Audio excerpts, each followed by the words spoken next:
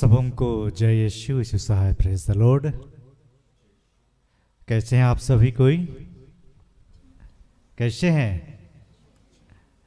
प्रार्थना का परिवार फिर से आज की आराधना प्रार्थना में आप सबों का प्रभु यीशु मसीह के जीवित और सामर्थी नाम से हमारी अगुआ प्रभु के दास सिस्टर एस्थर, प्रभु के दास भाई राज और हम सभी भाई बहन मिलकर आप सबों का हार्दिक स्वागत करते हैं। प्रभु की अद्भुत अनुग्रह सचमुच में हम सबों पर हुई है कि वह हर रोज हम इस तरह नाम लेकर पुकारते हैं, अपने निकट लाते हैं कि हम उसके सानिध्य में आए, उसके पुकार को सुने। वह तो कहता है कि मेरी भेड़ें मेरी आवाज़ पहचानती हैं। आज हम उसके आवाज़ को सुन पाते हैं और जहाँ भी प्रभु के वचन सुनाए जाते हैं हम उसके ओर खींचे चले आते हैं। प्रभु ने हमें यह सुंदर संगति दिया कि हम एक साथ मिल पाते हैं और हर दिन उसके नाम को ऊंचा उठा पाते हैं, उसके नाम से हम आनंद मना पाते हैं। तो आइए, जब प्रभु ने हमें आज फिर से यह सुंदर समय दिया और प्रभु ने अपनी अद्भुत उपस्थिति को हमारे जीवन में दिया है, हम एक धन्यवादी मन के साथ फिर से इस घड़ी उसके निकट आए, उसकी महिमा करें, उसकी स्तुति करें। तो आज की इस आराधना प्रार्थना में आरंभिक प्रार्थना करेंगे भाई शशांक। आराधना में आज अगुवाई करेंगे भाई शशांक, बहन कीर्ति, बहन मेरी और मैं वचन में पढ़ूंगा। और आज वचनों की उद्घोषणा और अंतिम विशेष आशीष की प्रार्थना होगी हमारी अगुआ प्रभु की बेटी सिस्टर एस्थर के माध्यम से। आइए हम आराधना प्रार्थना में आगे बढ़ें। भाई शशांक प्रार्थना में अगुवाई करेंगे। अपनी आंखों को बंद कर लें।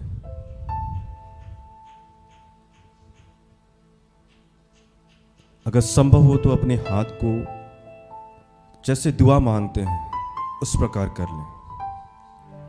और इस वक्त जब प्रभु ने हम सबको जोड़ा है, अपने सानिध्य में लाया है, उस प्रभु को पुकारिए, उससे बातें कीजिए। वो आपके हृदय के हर एक बातों को जानता है। उसे कहिए, प्रभु अगर आपके अंदर कोई समस्या है, आप परेशानी में हैं, आप चिंता में हैं, रख दीजिए इस वक्त।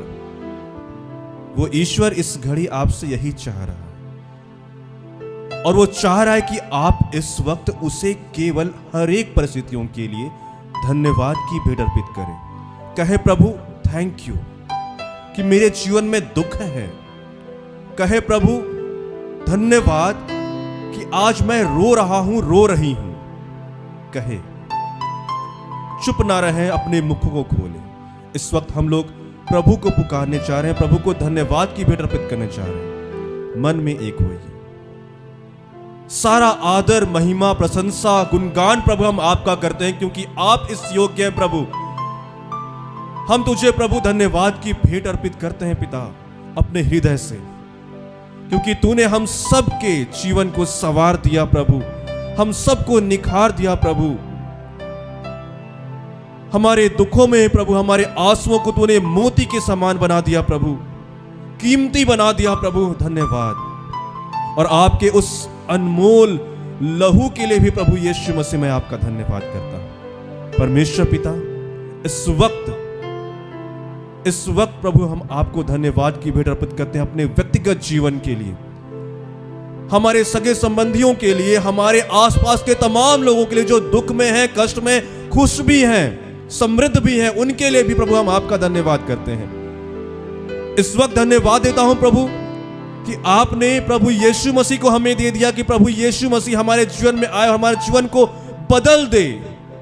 धन्यवाद, धन्यवाद मसीहा प्रभु यीशु मसीह, धन्यवाद कि आपने उस क्रूस पर पिता की इच्छा को पूर्ण किया, हमें पापों के श्राप से मुक्त किया।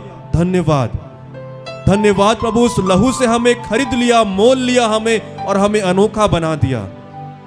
कोई भी चांदी, सोना, कुछ भी हो हमारे सामने तेरे लहू से कीमती कुछ भी नहीं प्रभु। हम आपका धन्यवाद देते हैं। आपने हमें अकेला नहीं छोड़ा प्रभु, आपने अपने पवित्र आत्मा को भी हमें दिया कि आज हर एक क्षण वो हम सबों को सिखाता है कि कैसे आपके राह पर सत्य के मार्ग पे चलना है। और इन सारी बातों की पूर्ति आपने हमारे जीवन में कर दिया प्रभु।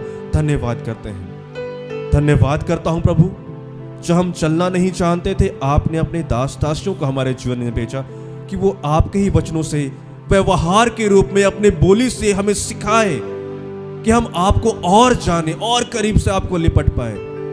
ऐसा होने दिया प्रभु। धन्यवाद हम अपने अगुओं के लिए करते भी हैं प्रभु, आपको चढ़ाते हैं आपको धन्यवाद की भेंट कि आपने ऐसे लोगों को हमारे जीवन में दिया।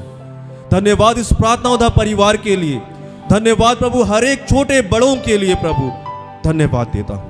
धन्यवाद तमाम उन लोगों के लिए प्रभु मैं प्रार्थना परिवार होकर करता हूँ प्रभु, जितने बच्चों को आपने इस संगति में जोड़ा है प्रभु, चाहे वो किसी भी पाप में क्यों ना गिरे हुए आपने जोड़ा है प्रभु, मैं धन्यवाद देता हूं। और आज ने आप फिर से यह मौका दिया है कि आज इस वक्त इस आराधनालय में उपस्थित है, इस YouTube में जुड़े हुए हैं और आराधना में प्रभु जी सम्मिलित हो रहे हैं।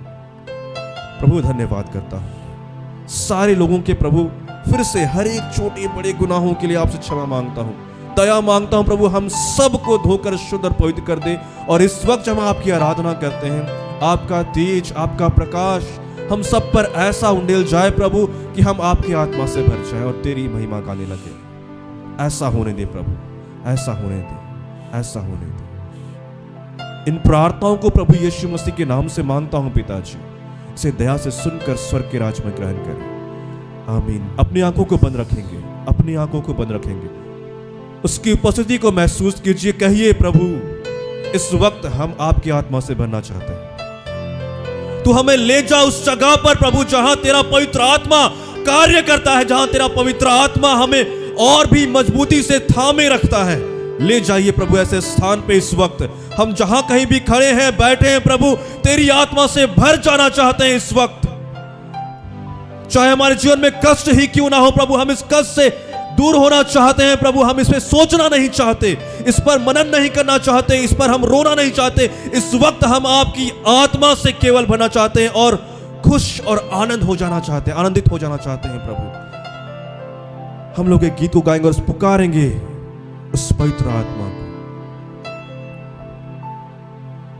पवित्र अति पवित्र स्थान में ले चल प्रभु। एक बार पुकारे, मेरा साथ दे, पुकारे उस यीशु को। पवित्र अति पवित्र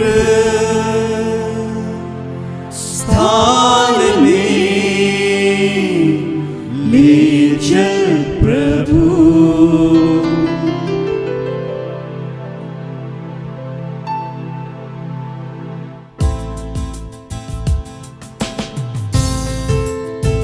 मैं आपसे अनुरोध करूंगा कि आप शांत ना हो, आप मुंह खोल के उसे पुकारेंगे इस वक्त।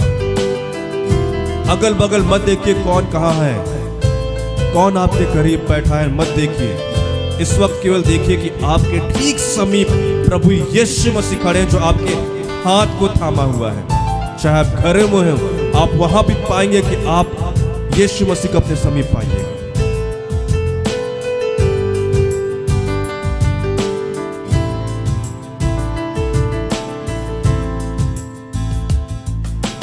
पवित्र अति पवित्र स्थान में ले चल प्रभु।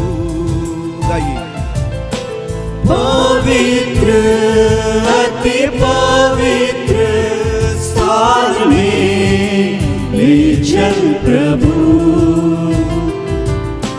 मुझको तू अपने लहू से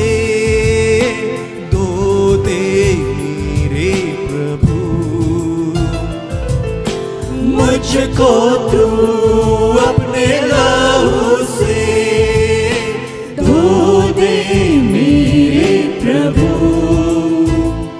तेरे सामने झुकते हैं, सजदा हम करते हैं।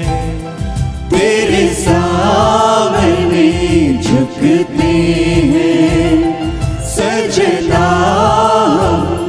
करते हैं। आत्मा सच्चाई से आराधना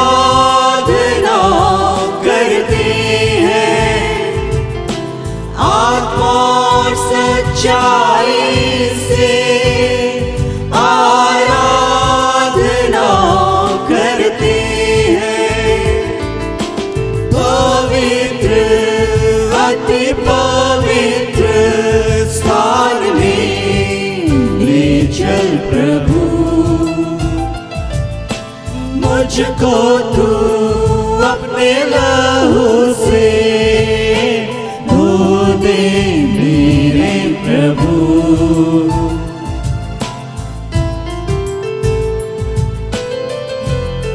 हे पिता, इस वक्त प्रभु मैं आपसे निवेदन करता हूं, हम सब के गुनाहों को तो माफ करना। हमने अपने बोली से आपके विरुद्ध अपराध किया है प्रभु।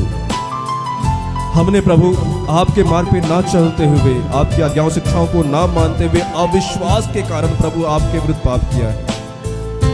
हे पिता, हम आज दुख में पड़े हैं तो केवल अपनी अभिलाषाओं के द्वारा प्रभु हमें क्षमा कर, हमें अपने लहू से धोकर शुद्ध और पवित्र कर दे। शुद्ध जल तू छिड़क दे, मन को मेरे बदल दे। प्रार्थना है हमारी, आत्मा से तू भर दे। शुद्ध जल तू छिड़क दे, मन को मेरे बदल दे। प्रार्थना है हमारी, आत्मा से तू भर दे। तेरे सामने झुकते हैं, सजदा हम करते हैं। तेरे सामने झुकते हैं, सजदा हम करते हैं। आत्मा और सच्चाई से आराधना करते हैं। आत्मा और सच्चाई से आराधना करते हैं। पवित्र अति पवित्र स्थान में ले चल प्रभु। मुझको तू अपने लहू से धो दे मेरे प्रभु।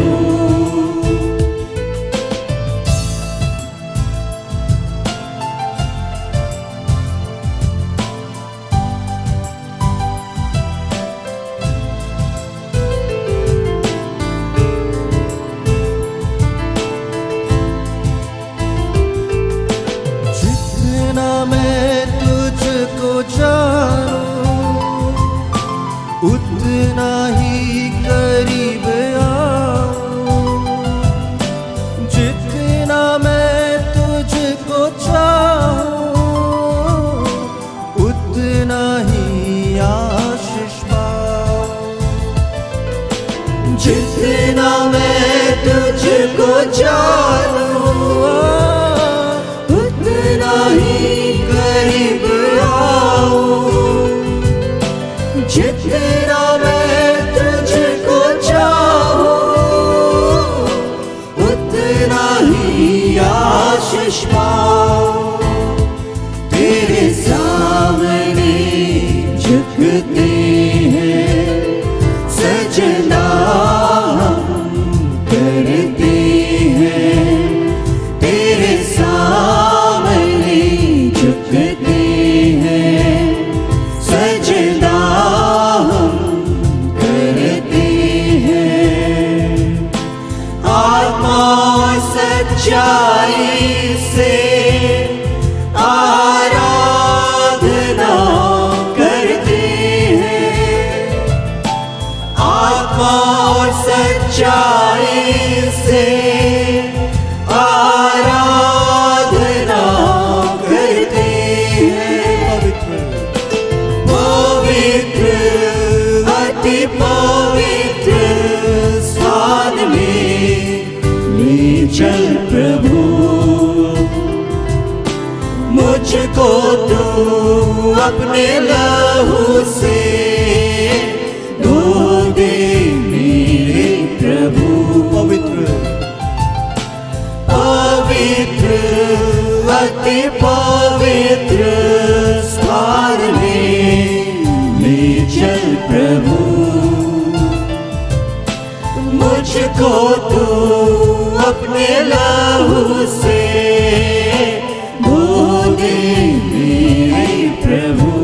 हालेलुया, हाले हालेलुया हालेलुया हालेलुया। गाइए हालेलुया, हाले हालेलुया हालेलुया हालेलुया। हाले हालेलुया हालेलुया हालेलुया।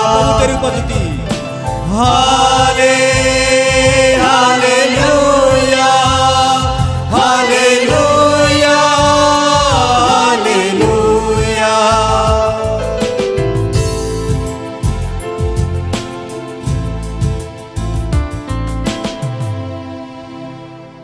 अपनी आंखों को बंधी रखिएगा। इस वक्त पवित्र आत्मा की प्रबल उपस्थिति है यहाँ पे। इस वक्त हम उस आत्मा को पुकारेंगे। आज हम प्रभु से कहेंगे कि प्रभु, इस वक्त जब हम आपके निकट आए हैं, आपके बुलाने पर हम सबके हृदय को पवित्र कीजिए, हम सबके मन को शुद्ध कीजिए, हम सबको स्थिर कीजिए, ताकि हम सिर्फ आपकी बातें सोचें, हमारे मन में सिर्फ आप हो। क्योंकि प्रभु, जैसा आप कहते हैं कि हर चीज पर आपका नियंत्रण है, तो हम व्यर्थ ही क्यों अपने जीवन के बारे में सोचने लगते हैं।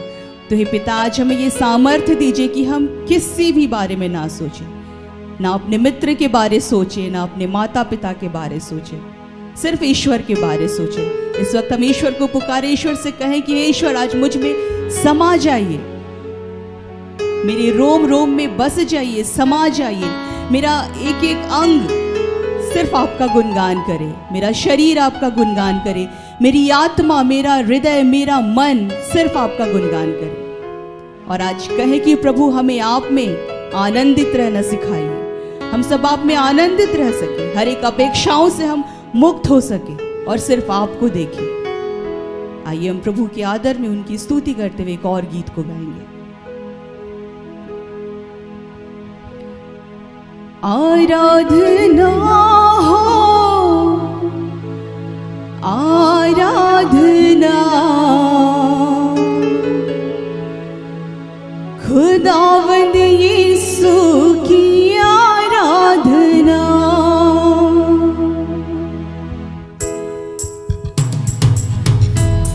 हम अपनी आंखों को खोलेंगे। इस वक्त हम झूमते हुए, ताली बजाते हुए ईश्वर की स्तुति करेंगे। इस वक्त सिर्फ ईश्वर की स्तुति करेंगे, हम किसी भी इधर उधर की बातों के बारे में नहीं सोचेंगे। ईश्वर से कहेंगे कि ईश्वर, हमारे मन को स्थिर कीजिए, हमारे मन को आज स्थिर कीजिए।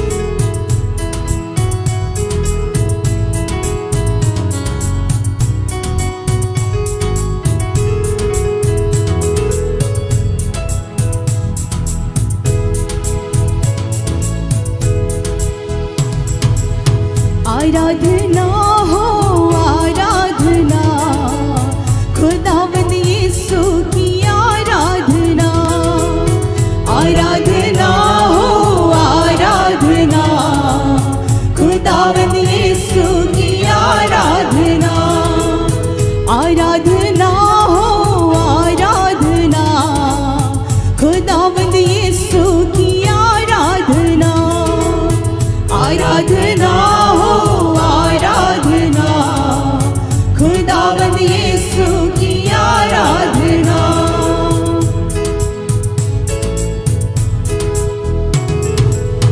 पवित्र दिल से आराधना, प्रेमी मन से आराधना।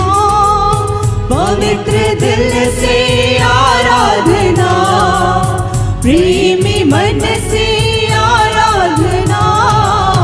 आराधना हो, आराधना खुदावंद यीशु की आराधना।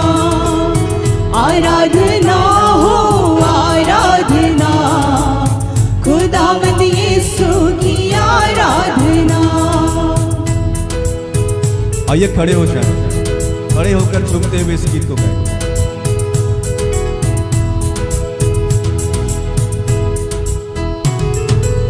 शांति दाता की आराधना, मुक्ति दाता की आराधना, शांति दाता की आराधना, मुक्ति दाता की आराधना, आराधना हो आराधना, खुदावंद यीशु की आराधना, आराधना हो आराधना, खुदावंद यीशु की आराधना। हम खुलकर मुस्कुराते हुए ईश्वर की स्तुति करें। आप सबकी मुस्कुराहट बहुत अच्छी है, आप मुस्कुरा सकते हैं। आज जब आप प्रभु के भवन में आए हैं तो आपको किसी बात के लिए चिंतित होने की जरूरत नहीं। वो प्रभु है, उसे सब कुछ मालूम है, उसने आपको रचा है, वो आपका सृजनहार है। आपको अपने लिए चिंतित होने की जरूरत नहीं है। तो आइए हम सब खुलकर उसकी स्तुति करें, खुल के गीतों को गाएं। मेरे मसीहा की आराधना, जीवन दाता की आराधना, मेरे मसीहा की आराधना, जीवन दाता की आराधना, आराधना हो आराधना, खुदावंद यीशु की आराधना, आराधना हो आराधना, खुदावंद यीशु की आराधना।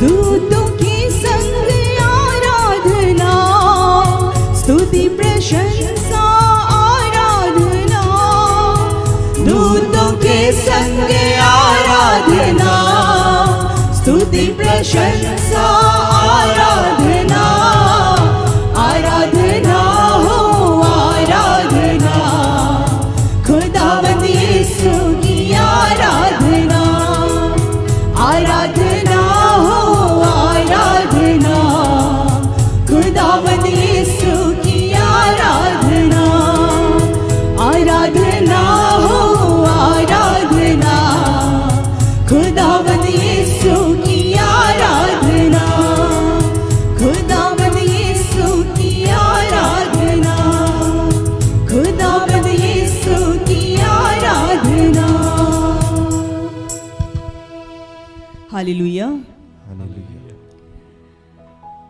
चलिए हम सब जब ईश्वर के वचनों को सुनने के लिए जा रहे हैं तो फिर से हम अपने मन को, हृदय को तैयार करें। हम अपनी आंखों को बंद करेंगे। धन्यवाद देते हैं पिता, आपने हमारी स्तुति के भेंट को ग्रहण किया प्रभु।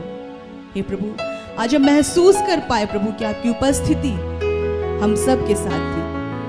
आपके स्वर्गदूतों ने आकर हम सब के साथ स्तुति के गीतों को गाया प्रभु। हम आपको धन्यवाद देते हैं। हे पिता, आपने हम अयोग्यों को चुना प्रभु, हम आपको धन्यवाद देते हैं। हे पिता, हम धन्यवाद देते हैं प्रभु कि आप चुन चुन कर हम सबको अपने पास बुलाते हैं प्रभु, कि हम आपको जाने, आपको माने, आपके साथ संगति करें प्रभु। हम आपको धन्यवाद देते हैं पिता ईश्वर। इस वक्त हम आपसे फिर से मांगते हैं प्रभु कि हम सबको हर नकारात्मक सोच से, विचार से, चिंता से, परेशानी से स्वतंत्र कीजिएगा। हे पिता, हम धन्यवाद देते हैं प्रभु कि आपने हम सब के साथ ऐसा कर दिया है कि हाँ पिता, आज के बाद हम किसी भी बातों के बारे में नहीं सोचेंगे और हमारा मन, ध्यान, हृदय, आत्मा सिर्फ और सिर्फ आपकी बातों की ओर लगा रहेगा। हे पिता, आपने हमें ऐसा सामर्थ्य को दे दिया है प्रभु, हम आपको धन्यवाद देते हैं। आपने हमें अपने पवित्र आत्मा के पूर्ण अभिषेक से भर दिया है प्रभु, हम आपको धन्यवाद देते हैं। धन्यवाद देते हैं प्रभु, इस वक्त पूरे विश्व में जहां कहीं भी आपके नाम से स्तुति हो रही है, आराधना हो रही, वचनों की उद्घोषणा हो रही है, उन तमाम जगहों को आपके हाथ में समर्पित करते हैं पिता। उन तमाम जगहों को आपके नियंत्रण में देते हैं प्रभु, और उन जगहों पर भी आपका आत्मा छाया रहे प्रभु, और बहुत से लोग आपको ग्रहण करने वाले हो सके। धन्यवाद देते हैं प्रभु सिस्टर एस्थर के लिए, ब्रदर राज के लिए। हे पिता आज जिन वचनों को सिस्टर एस्थर के माध्यम से आप हम सब के बीच में रखने जा रहे हैं, उन तमाम बातों को हम सब अपने जीवन में ग्रहण कर पाए। धन्यवाद देते हैं प्रभु कि आप धीरे धीरे आप हमें अंश अंश करके हम सबको बदल रहे हैं प्रभु, अपने अभिषेक से हम सबको भर रहे हैं प्रभु। हम आपको धन्यवाद देते हैं हे पिता, हम आपके आनंद से आपकी शांति से पूर्णतः भर जाना चाहते हैं। धन्यवाद देते हैं प्रभु एक एक बात के लिए, और इस प्रार्थना को हम आपके बेटे उद्धारकर्ता यीशु मसीह के नाम से मांग लेते हैं। दया से सुनिए और स्वर्ग के राज्य में ग्रहण कीजिए। आमीन। आमीन। हम सब अपनी जगहों पर बैठ जाएंगे।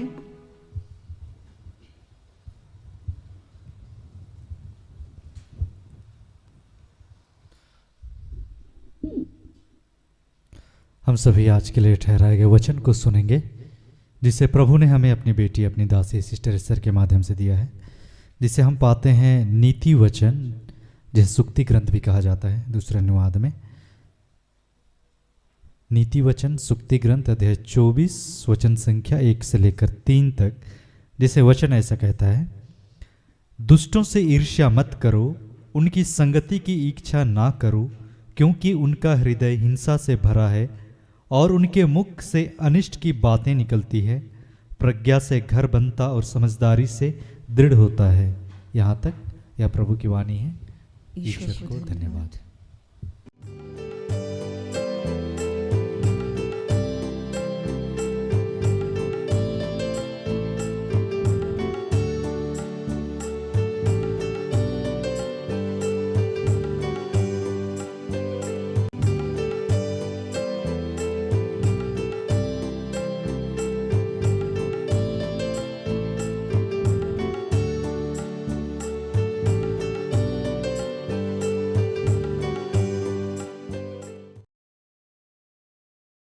सबों को प्रार्थना योद्धा परिवार की ओर से प्रेज द लॉर्ड।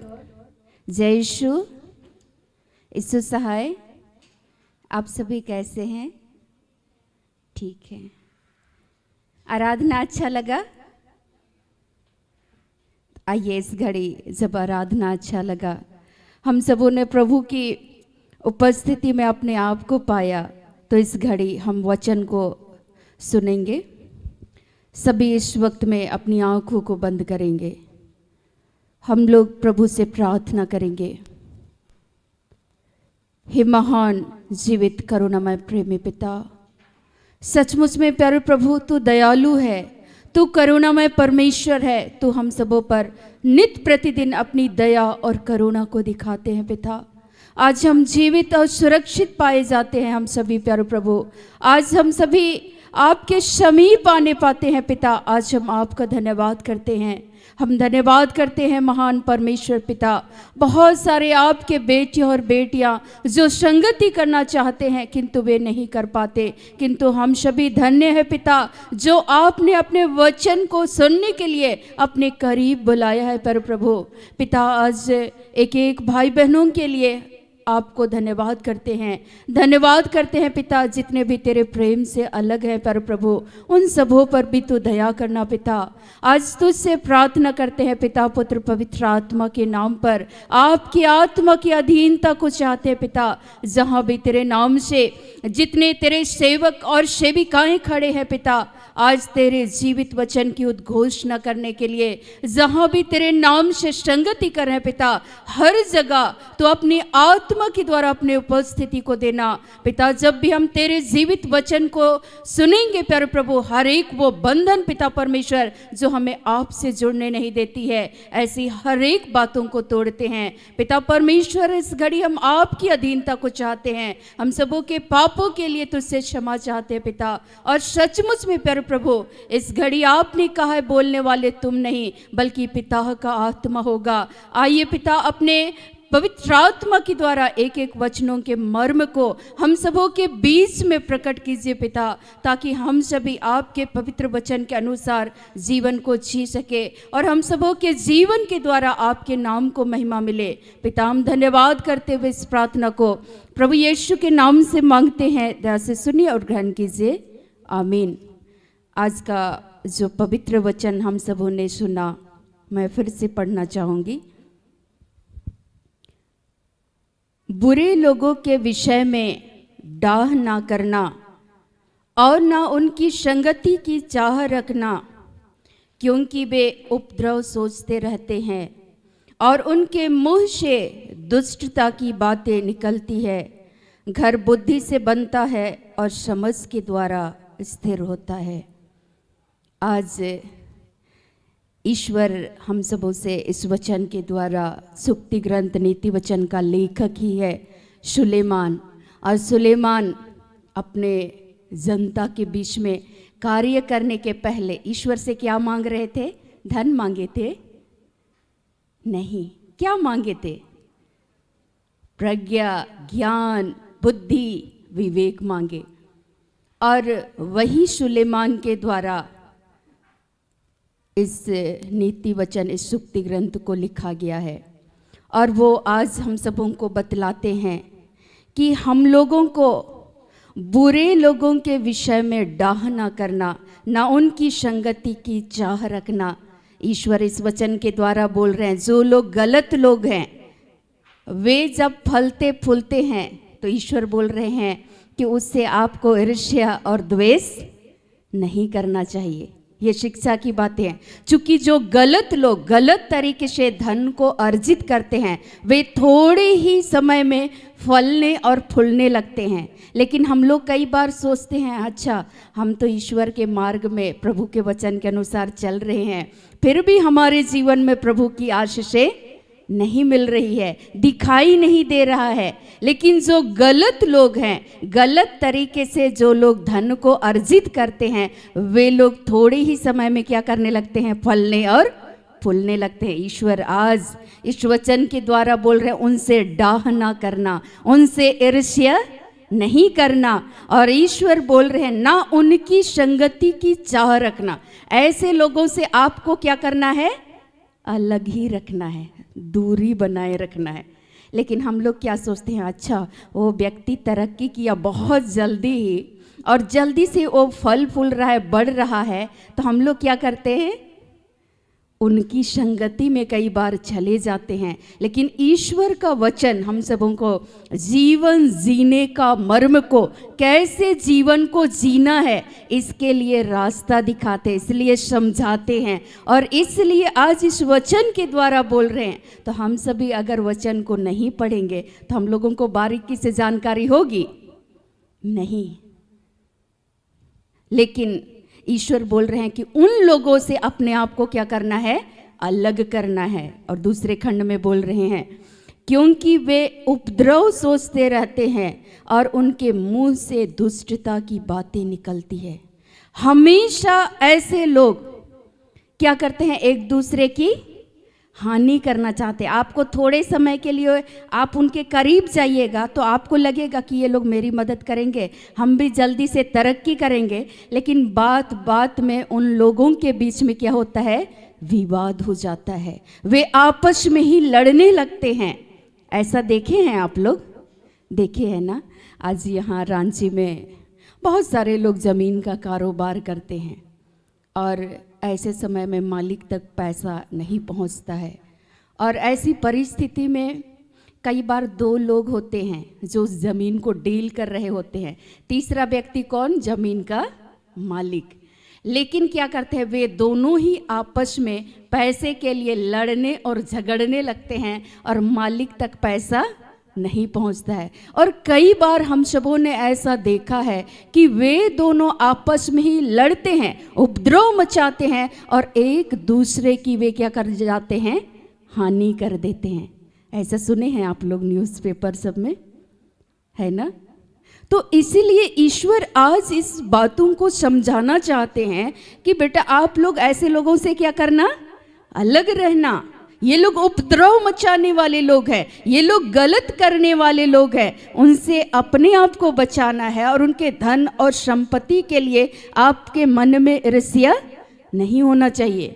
और ईश्वर बोल रहे हैं, और उनके मुंह से दुष्टता की बातें निकलती है। हमेशा वे लोग कहीं ना कहीं ले जा करके आपका घात करेंगे, आपकी हानि करना चाहेंगे। मैं वचन और इस पर ले कर जाऊंगी आप सबों को कि सही में ईश्वर का वचन एक दर्पण है, एक आईना है। वो हम लोगों को दिखाता है, वो हम लोगों को क्या करते हैं, समझाते हैं कि ऐसे लोगों से हमेशा अलग रहना है, उनको देख करके नहीं झुंझलाना है। और ईश्वर बोल रहे हैं, आगे क्या लिखता है कि वे लोग हमेशा क्या करते हैं, दुष्टता की बातें बोलते हैं। ईश्वर बोल रहे हैं उनके मुंह से दुष्टता की ही बात निकलती है। जल्दी जल्दी से हम एक अमीर व्यक्ति बन जाएं और अगला उसको हम तिरस्कार करें, अगला को हम मार डालें। कैसे भी करके उनको धनी बनना है, कैसे भी करके उनको तरक्की करना है, कैसे भी करके उनको अगला को नीचा दिखाना है। और ईश्वर बोल रहे हैं सुलेमान के द्वारा कि बेटा आप लोग ऐसे लोगों से बिल्कुल भी अलग कर रहना। उनके मुंह से अक्सर इस तरह की बातें निकलती है कि वे एक दूसरे की हानि करना चाहते हैं। तो अगर आपके पास ईश्वर का ज्ञान रहेगा, बुद्धि रहेगा, विवेक रहेगा, तो आप बच जाइएगा या नहीं? बच जाएंगे ना।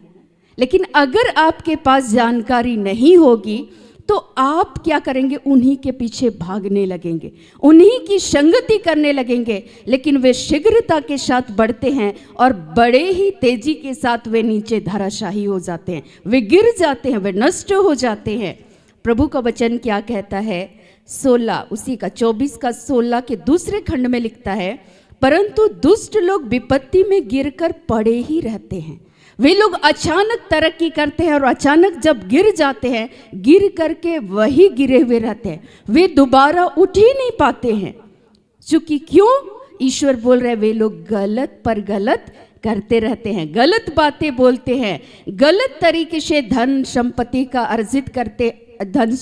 अर्जित करते हैं, गलत तरीके से एक दूसरे को नीचा दिखाते हैं, गलत बातें बोलते हैं और अंततः उनका क्या हो जाता है, विनाश हो जाता है। वचन में ईश्वर बोल रहे घर बुद्धि से बनता है और समझ के द्वारा स्थिर होता है। अब हम लोग सोचेंगे कि कौन से घर की ये बात कर रहे हैं। दुनियावी घर, ये हमारा शरीर ईश्वर का मंदिर है। जब तक ईश्वर का वचन कहता है, स्तोत्र में भजन संहिता 127:1 में लिखता है, यदि घर को यहोवा न बनाए तो उसके बनाने वालों का परिश्रम व्यर्थ होगा, और यदि नगर की रक्षा यहोवा न करे तो रखवाले का जागना व्यर्थ ही होगा। ईश्वर बोल रहे हैं घर का निर्माण कौन करता है? ईश्वर। ईश्वर ही जब तक कि आपके घर को, आपके जीवन को स्थिर न करे, कितने भी लोग बनाना चाहे आप बना पाइएगा नहीं। लेकिन आपके घर को, आपके जीवन को सजाने और संवारने वाला, स्थिर करने वाला कौन है? ईश्वर। और वही ईश्वर, जब आप ईश्वर के वचन के अनुसार चलेंगे, ईश्वरीय बुद्धि के अनुसार, तो वो आपको स्थिर करेंगे, बुरे लोगों से बचाएंगे, उनकी संगति करने से भी आपको ईश्वर रोक करके रखेंगे और आपके जीवन को परमेश्वर स्थिर करेंगे। मैं कई बार मैंने ऐसा देखा अपने इर्द गिर्द में, लोग बहुत ही तेजी के साथ वे लोग तरक्की कर रहे हैं, किसी भी तरीके से एक दूसरे को डांट के डपट के धन संपत्ति को अर्जित कर रहे हैं, और उनको ऐसा लगता है मानो कि हम एक महल बना लेंगे, उस धन संपत्ति को हम हड़प लेंगे, और धीरे धीरे करके वे लोग गलत तरीके से अन्याय करते हुए, एक दूसरे को नीचा दिखाते हुए उनके धन और संपत्ति को अपने पास ले लेते हैं। लेकिन कुछ ही दिनों के बाद लोगों को लगता है कि वे फल फूल रहे हैं, लेकिन अंततः उनका क्या हो जाता है? विनाश हो जाता है। ऐसा मैं नहीं बोल रही हूँ, ऐसा प्रभु का वचन कहता है। लेकिन मैं ऐसी परिस्थितियों को जब मैं देखती थी अपने इर्द गिर्द में, तो मैं चुपचाप बोलती थी, प्रभु इस घर को बनाने वाले कौन है? आप हैं। और ईश्वर का वचन बोल रहा है, आज इस वचन के द्वारा घर बुद्धि से बनता है। ईश्वर को मैं बोलती थी, प्रभु अपने ज्ञान से, बुद्धि से, विवेक से हम सबों को आप संचालित कीजिए, और ऐसे तमाम लोगों से हम लोगों को क्या करके रखिए? बचा करके रखिए। हम उनकी संगति ना करें, और ऐसे लोग अगर इर्द गिर्द आए भी तो प्रभु तो अपनी सुरक्षा को हम सबों को प्रदान करना, और बड़े धीरज के साथ। मुझे उस बात के लिए कभी हड़बड़ी नहीं होता है। आज भी लोग बोल रहे थे कि हम लोग यहाँ ईंटा दे देंगे, फर्श बनवा देंगे। एक व्यक्ति आए और बोले कि मैं यहाँ टाइल्स लगवा दूंगा। बोले कि कितना पैसा चाहिए आप लोगों को। मैंने कहा कि पैसे की तो ज़रूरत नहीं है, और अगर ईश्वर दिए हैं तो धीरे धीरे से इसका भी निर्माण हो जाएगा, लेकिन हमें किसी भी चीज़ के लिए जल्दबाजी करना नहीं है। ईश्वर बार बार क्या कर रहे थे, रोक रहे थे इन लोगों से इस विषय में कुछ भी चीज नहीं बात करना। अब बताइए, अगर आप होते तो आप क्या करते? अच्छा ठीक है, गिरा दीजिए फ्री में। लेकिन क्या बोलते हैं ईश्वर कि ऐसे लोगों से क्या करना है? बचना है। ऐसे लोगों की संगति भी नहीं करना है। और ऐसे लोग अगर आपको कुछ देते भी हैं तो इतना सुना देंगे बाद में कि आपको लगेगा, मन करेगा निकाल निकाल के फेंक दे। ईश्वर हमेशा हम लोगों को क्या करते हैं? सतर्क करते हैं, वार्न करते हैं, अपने वचनों के द्वारा अपने शिक्षाओं को बताते हैं। और ईश्वर बोलते हैं, बेटा मैं तुम्हें धीरे धीरे करके उन्नति तरक्की दूंगा, मैं तेरे घर को स्थिर करूंगा। और घर बुद्धि से बनता है, और उस घर को बनाने वाला कौन है? ईश्वर है। आपके जीवन, आपके परिवार की रक्षा करने वाला कौन है? ईश्वर है। और आज मैं बहुत सारे लोगों को जब काउंसलिंग करने के दरमियान में बहुत सारे लोग बोलते थे, अच्छा ठीक है आप तो कुछ नहीं बोल रहे हैं, वहाँ पर जाएंगे हम लोग तो बहुत सारा पैसा हम लोगों को मिलेगा, तो आपके पास आएंगे तो आप पैसा दीजिएगा संगति करने का। मैंने कहा कि मेरे पास तो कोई पैसा ही नहीं है, मैं कहाँ से दूंगी? ईश्वर ने जिससे अनुग्रह को, जिस कृपा को दिया है, ना मैं इसको धन से खरीदी हूँ, ना मैं किसी को धन दे सकती हूँ। तो बोले अच्छा ठीक है, आप लोग तो कुछ देते उते हैं नहीं, मैं चलती हूँ।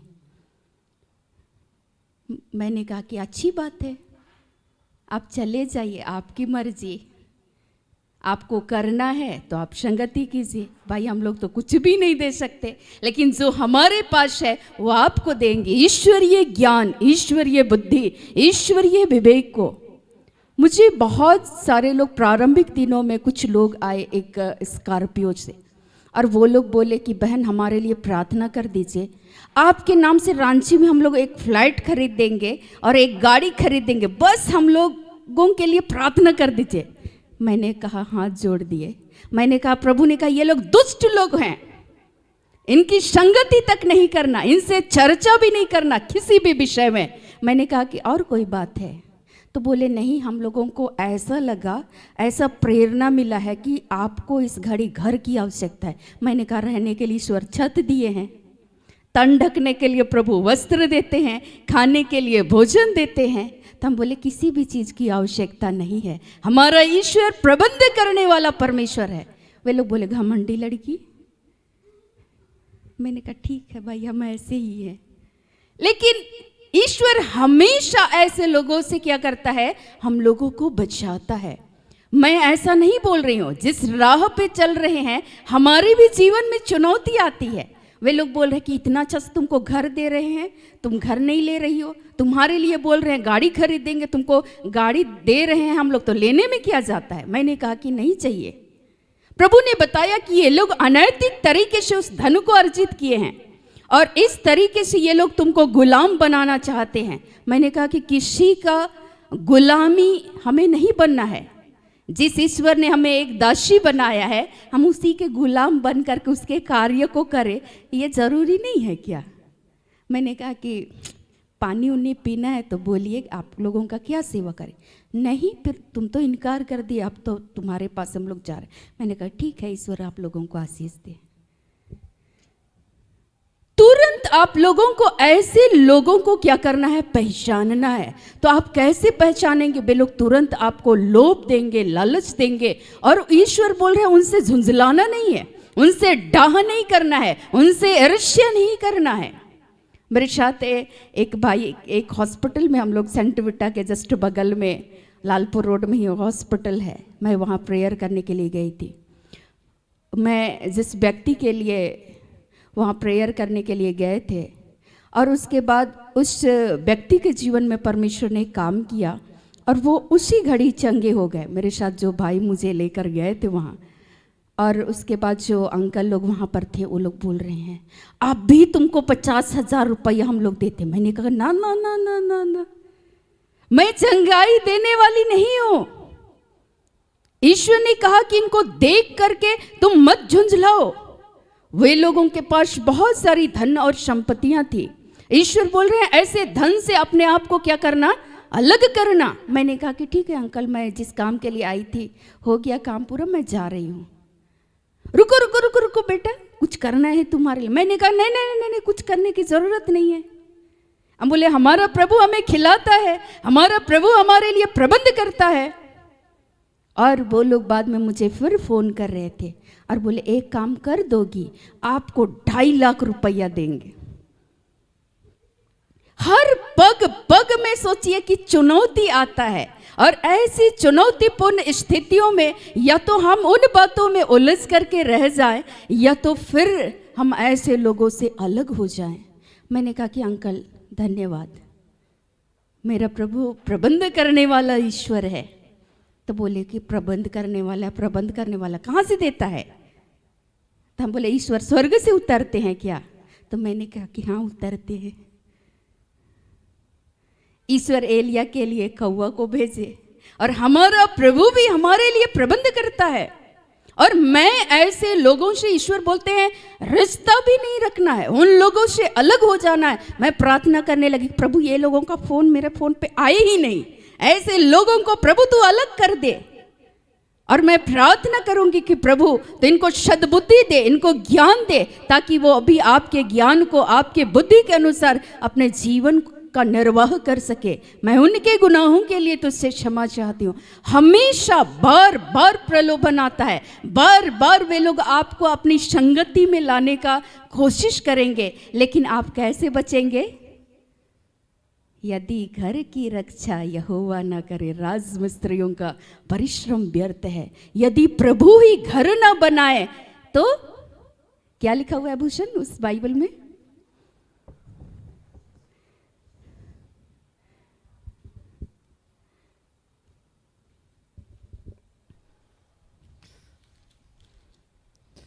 यदि प्रभु ही घर नहीं बनाए तो राजमिस्त्रियों का श्रम व्यर्थ है।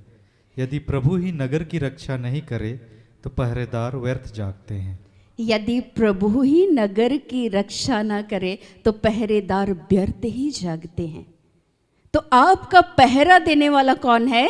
ईश्वर है। आपके घर को, आपके जीवन को सजाने और संवारने वाला, अपने बुद्धि और विवेक के द्वारा आपके जीवन, परिवार और आपके बाल बच्चों को स्थिर करने वाला कौन है? ईश्वर है। आज उस ईश्वरीय ज्ञान, इसीलिए सुलेमान को ये बातें मालूम था।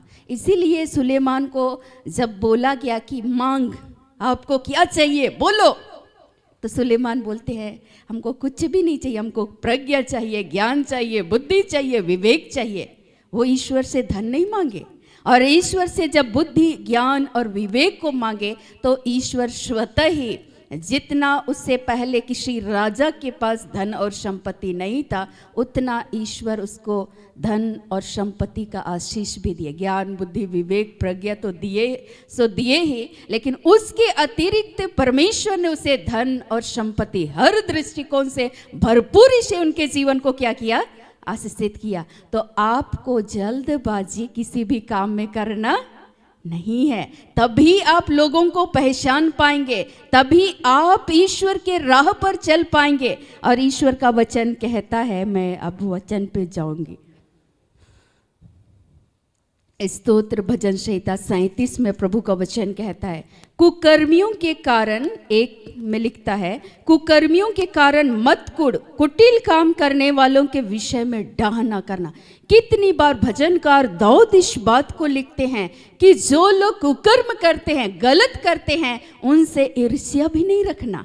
यहाँ सुलेमान भी इस बातों की चर्चा कर रहे हैं और दाऊद भी इस बातों की चर्चा कर रहे हैं। जितने लोग ईश्वर के भय में जीवन को जी रहे थे, अक्सर इस बातों की चर्चा किए हैं। तो आप जब प्रभु के भय में, ईश्वरीय ज्ञान, बुद्धि, विवेक के अनुसार जब चलेंगे, तो आप ऐसे लोगों से ईर्ष्या करेंगे? वो लोग थोड़े समय के लिए फलेंगे फूलेंगे। ईश्वर का वचन कहता है क्योंकि वे घास के समान झट कट जाते हैं और हरी घास के समान मुरझा जाते हैं। घास जैसे तेजी से बढ़ता है और उसके बाद जब तेजी से धूप भी आता है तो वो क्या हो जाता है, झुलस जाता है। और जब तेजी से घास बढ़ता है तो किसान उस घास को काट भी देते हैं गाय लोगों को खिलाने के लिए, है ना। तो ईश्वर बोल रहे हैं आज जो लोग गलत करते हैं ऐसे लोगों से ईर्ष्या भी नहीं करना है। प्रभु बता रहे हैं, दाऊद इस बातों को लिखते हैं कि वे हरी घास के समान मुरझा जाएंगे। आगे लिखता है, यहोवा पर भरोसा रख और भला कर, देश में बसा रह और सच्चाई में मन लगाए रह। हमेशा सच्चाई के साथ, खराई के साथ, ईश्वरीय ज्ञान, बुद्धि और विवेक के अनुसार आपका जीवन, आपका आचरण होना चाहिए। थोड़े समय के लिए थोड़ा समय लगेगा, लेकिन जो घर चट्टान पर बनता है वो क्या होता है, स्थिर होता है। आंधी आता है, तूफान आता है, मेघ आता है, टकराता है, लेकिन वो घर क्या होता है, स्थिर रहता है। अगर आप प्रभु के ज्ञान से, बुद्धि से, विवेक से चलेंगे, आपके जीवन को, परिवार को परमेश्वर क्या करेंगे, स्थिर रखेंगे, अंततः आपके जीवन को फलवंत करेंगे।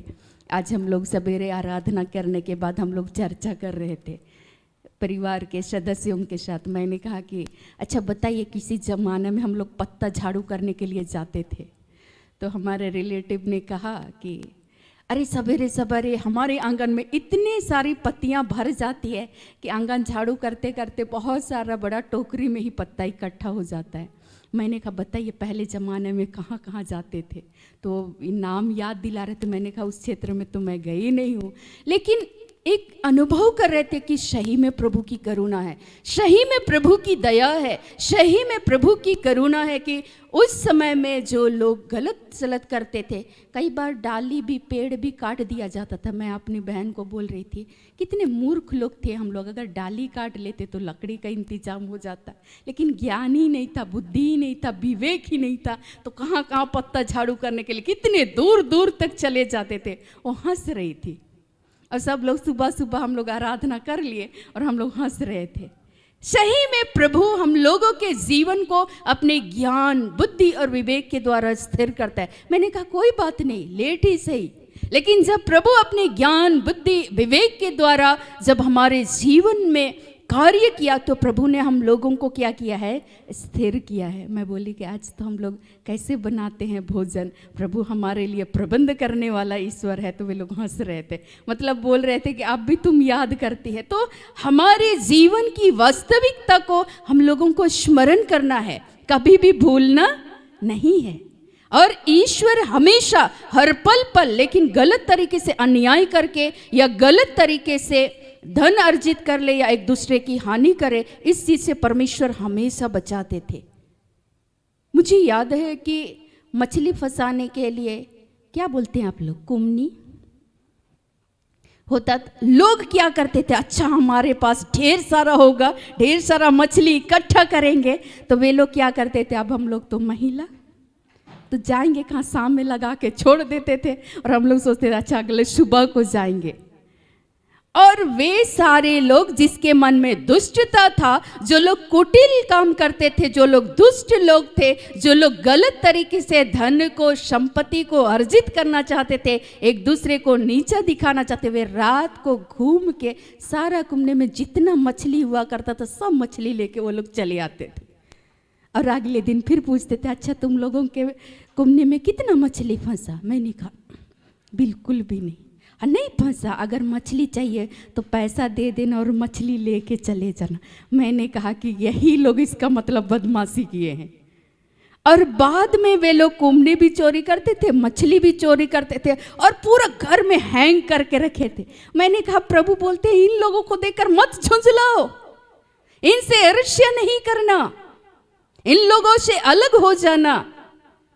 और आज जब मैं ऐसे लोगों के जीवन को देखती, बहुत बारीकी से प्रभु सिखाता है, दिखाता है, समझाता है। और जब मैंने देखा कि आज वे धराशायी हो गए हैं, जिस धन संपत्ति पर घमंड करते थे, जिस धन और संपत्ति के लिए वो ईर्ष्या करते थे, एक दूसरे को नीचा दिखाना चाहते थे, वे लोग उस घास के सदृश क्या हो गए, कट गए।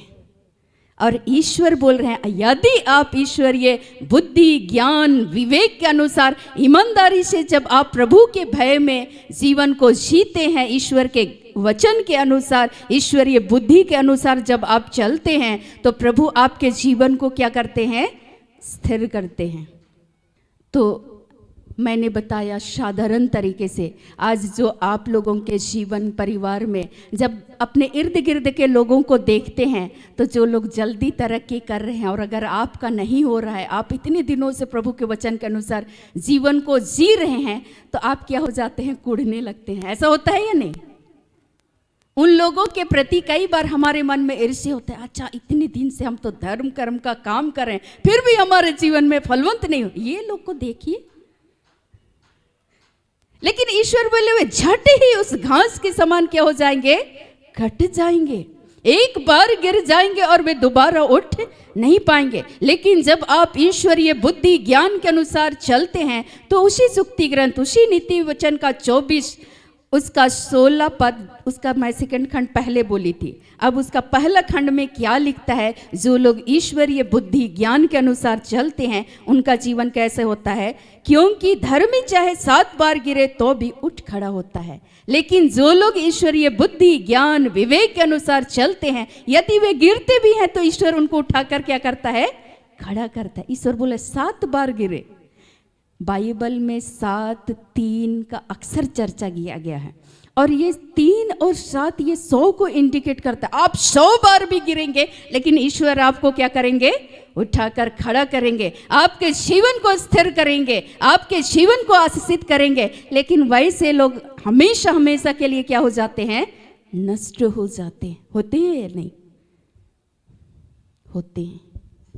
ईश्वर बोल रहे हैं उनको देख करके ईर्ष्या भी नहीं करना, मत झुंझलाना, ऐसा बोल रहे हैं। दाऊद ऐसा लिखते हैं वचन में। मैं आगे इस वचन पर और जाऊंगी। 12 से 17 में क्या लिखता है? स्तोत्र भजन संहिता 37 12 से 17 यहाँ क्या लिखता है? दुष्ट धर्मी के विरुद्ध बुरी युक्ति निकालता है और उस पर दांत पीसता है। जो लोग ईश्वरीय बुद्धि ज्ञान के अनुसार चलते हैं, और जो लोग जब नहीं चलते हैं, जो लोग दुष्ट लोग होते हैं, वो लोग हमेशा जो ईश्वरीय ज्ञान बुद्धि विवेक के अनुसार चलते हैं, उससे क्या करने लगते हैं? ईर्ष्या करने लगते हैं। अब आप उनसे ईर्ष्या नहीं कर रहे हैं जब आपको ईश्वर तरक्की दे रहे हैं, उन्नति कर रहे हैं, जब आप प्रभु के वचन के अनुसार ईश्वरीय ज्ञान बुद्धि विवेक के अनुसार चल रहे हैं, तो वो लोग क्या करते हैं? दांत पीसते हैं। अच्छा इसको हम बर्बाद करके रहेंगे, ये उन्नति कैसे कर सकता है, ये तरक्की कैसे कर सकता है, इनके जीवन में बरकत कैसे हो सकता है। तो वे लोग आपको क्या करना चाहेंगे? धाराशाही करना चाहेंगे। आगे लिखता है वचन में, परंतु प्रभु उस पर हंसेगा क्योंकि वह देखता है कि उसका दिन आने वाला है। और आपके जीवन में जब आप ईश्वरीय ज्ञान बुद्धि विवेक के अनुसार चलते हैं, तो आपकी तरफ से कौन लड़ेंगे? ईश्वर। चूंकि उस पल में भी ईश्वर आपके जीवन पर, आपके कार्यों पर ईश्वर की निगाहें लगी हुई है। और ईश्वर का वचन क्या कहता है?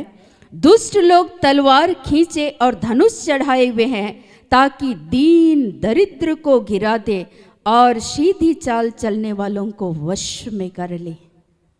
वे दुष्ट लोग, वे अनर्थकारी लोग, जो लोग ईश्वर के भय में ईश्वरीय बुद्धि और ज्ञान के अनुसार नहीं चलते हैं, ईश्वर का वचन कहता है कि दुष्ट लोग तलवार खींचकर और धनुष चढ़ाए हुए दीन और दरिद्रों को गिरा देना चाहते हैं। जो लोग कमजोर हैं, उनको वे लोग हमेशा क्या करना चाहते हैं?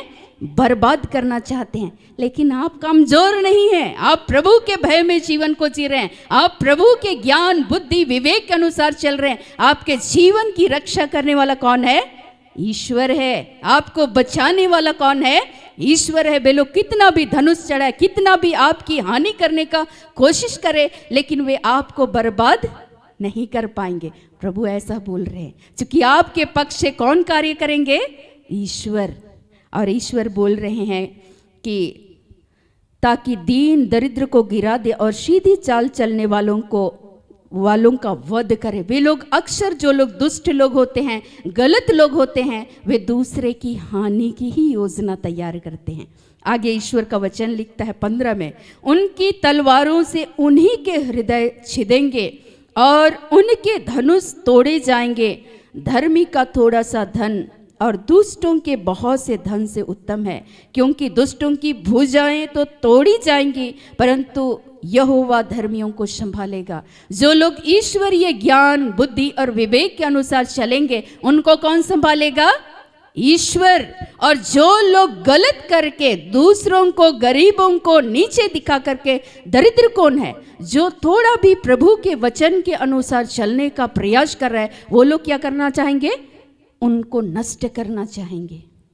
जो लोग प्रभु के भय में, जब हम लोग ईमानदारी के साथ पूरे परिवार, जब हमारा घर का स्थिति बिल्कुल उथल पुथल हो चुका था, तो उस समय में हम लोग ईश्वर के भय में जब जीने का प्रयास करते थे, तो मैंने अक्सर यही चीज महसूस किया कि अक्सर लोग हमारी हानि पहुंचाना चाहते थे। हर दृष्टिकोण से खेती करते थे तो लोग वहां नष्ट करना चाहते थे, उस फसलों को बर्बाद करना चाहते थे। लेकिन मैं जब जीवन को पलट करके देखती हूँ विश्वास के दृष्टिकोण से, तो बोलते थे प्रभु थोड़ा तो प्रयास करते हैं, प्रभु आपकी अनुग्रह, आपकी दया की कामना करते हैं।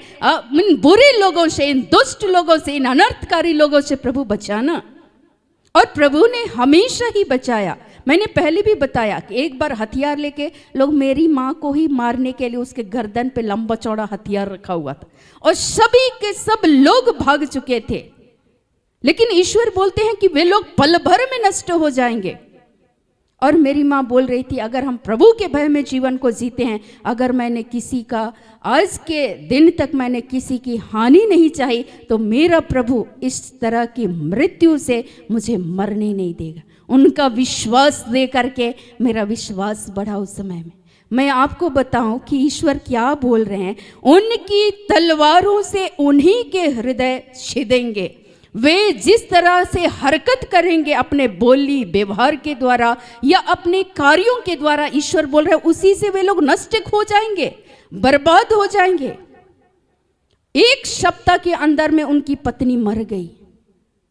मैं एक एक पल में प्रभु के एक कार्य को मैं देख रही थी। मैंने कहा किसी की हम मृत्यु की कामना नहीं किए थे, मैंने कभी ये प्रार्थना नहीं किया कि प्रभु उनको नष्ट कर दो। मैं हमेशा से ये प्रार्थना की प्रभु इस तरह के दुष्ट और इस कुटिल लोगों से हमेशा बचा करके रखना। ये लोग हमेशा प्रभु धनुष चढ़ाते हैं, हमेशा इनके मुंह से एक तलवार की धार की तरह इसके मुंह से शब्द निकलते हैं जो एक दूसरे को हानि करना चाहती है। लेकिन मेरे प्रभु, मैं तुझसे प्रार्थना करती हूँ ऐसे लोगों से बचाना। प्रभु का वचन हमेशा तब भी पढ़ते थे, तेरे निकट 1000 तेरी दाहिनी और 10,000 गिरेंगे परंतु तुमको कुछ नहीं होगा। प्रभु अपने बच्चों को क्या करता है? संभालता है। ऐसा ही वचन बोल रहा है आज। और ईश्वर का वचन क्या लिखता है? 20 पढ़ेंगे। दुष्ट लोग नष्ट हो जाएंगे और यहोवा के शत्रु खेत की सुथरी घास के समान नष्ट होंगे, वे धुएं के समान लुप्त हो जाएंगे। जो लोग गलत करते हैं, जो लोग अन्याय करते हैं, जो लोग दुष्ट लोग हैं, जो तुरंत में एक दूसरे की वे लोग हानि करना चाहते हैं, उन्नति करना चाहते हैं, ईश्वर बोल रहे हैं वे लोग नष्ट हो जाएंगे। अब बताइए, जब आप प्रभु के भय में जिएंगे, थोड़ा भी चलने का प्रयास करेंगे, तो परमेश्वर स्वतः ही आपके जीवन की क्या करेंगे? रक्षा करेंगे। जब मैं वचनों को पढ़ने लगी प्रभु में आने के बाद, एक एक वचन को मैं बाद में बाइबल पढ़ी, बस उस समय कुछ कुछ वचनों को मैं पढ़ती थी। जब मैं पढ़ी तो मैंने कहा कि सही में सीधे तौर पर हमारे जीवन और परिवार की तरफ से कौन कार्य कर रहे थे? ईश्वर। हमारे लिए बचाव का ढाल और हमारे लिए आश्रयदाता, हमें संभालने वाला सिर्फ और सिर्फ कौन था? ईश्वर। हमेशा हानि करने की वे सोचते थे। ताक लगा कि मुझे याद था कि एक पुटुस, समझते हैं आप लोग, एक पुटुस का झाड़ी था जिस रास्ते से होकर के गुजरते थे। एक व्यक्ति पूरा हथियार लेकर के उसी झाड़ी में ऐसा करके छुपा हुआ है। आज तो अगर इसके घर वाले लोग इधर से लौटेंगे तो मैं इसको नष्ट कर डालूंगा।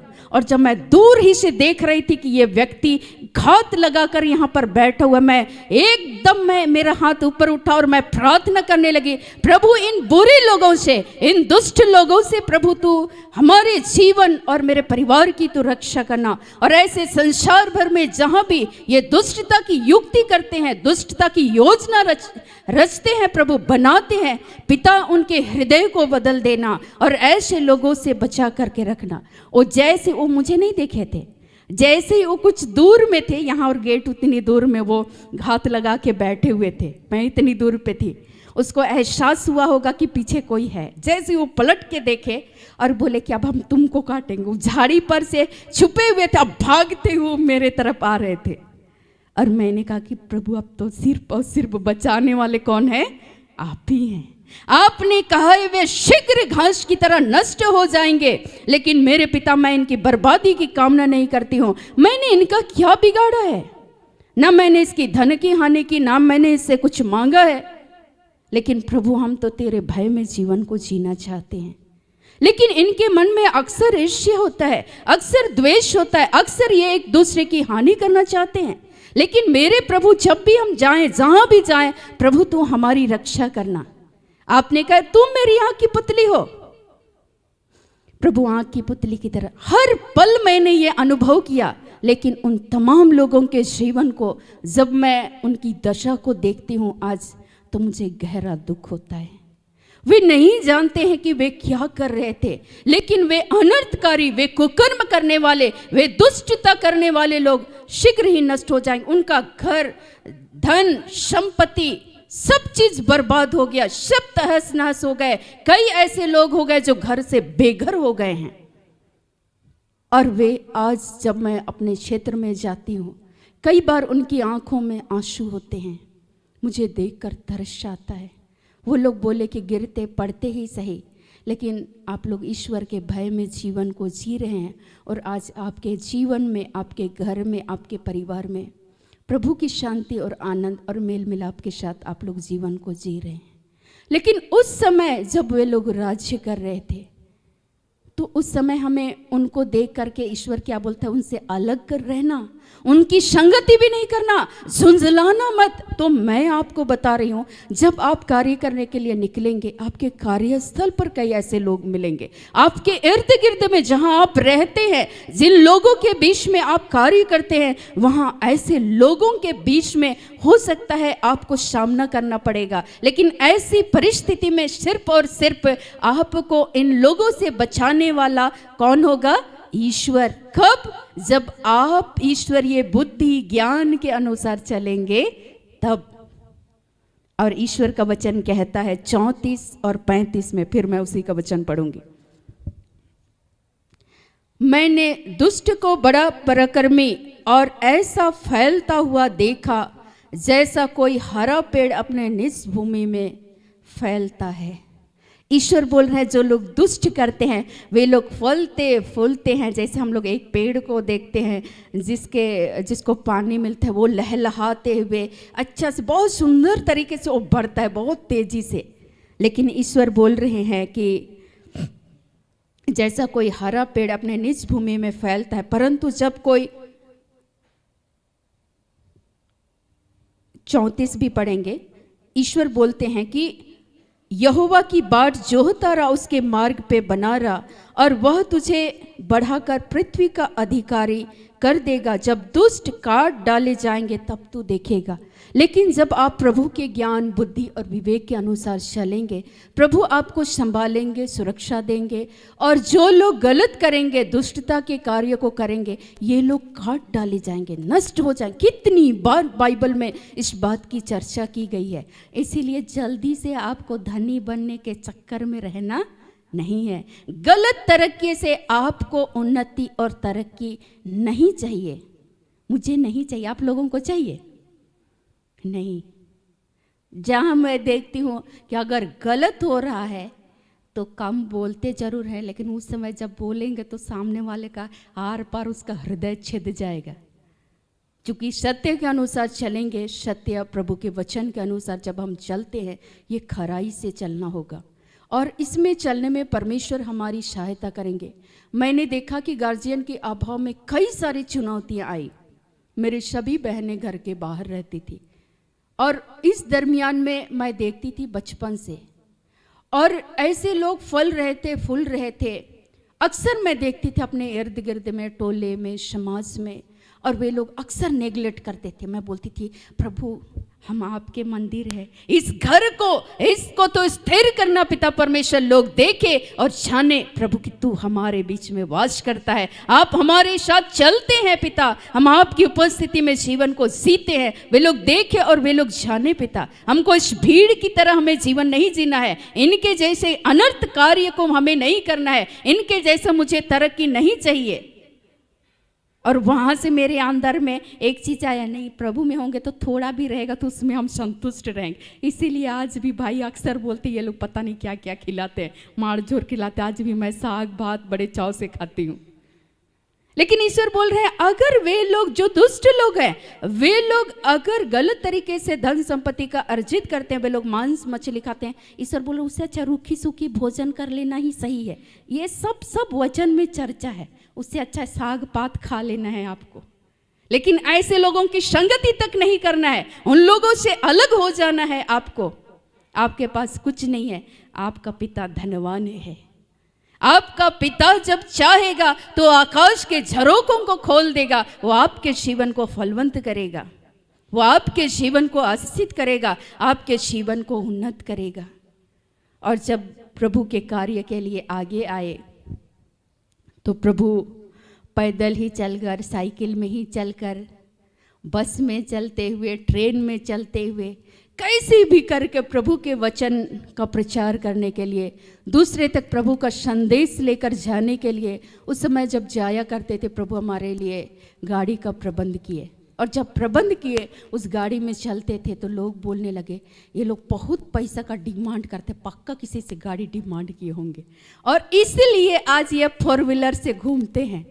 और हमारी फुलमनी दी बहुत भोली है, और जब उसके कान तक पहुंचा तो वो क्या हो गई, दुखी हो गई, और दुखी हो गई। और जब वो हमारे ही क्षेत्र में गई हुई थी घर, और जब वहाँ से लौटी और उसने मुझे बताया कि एस्तर देखो लोग ऐसी ऐसी बातें कहते। मैंने कहा अरे बोलने वालों को बोलने दीजिए, आपको तो खुश होना चाहिए दीदी, आप नहीं जानते हैं कि हम लोग कैसे जीवन को जीते हैं।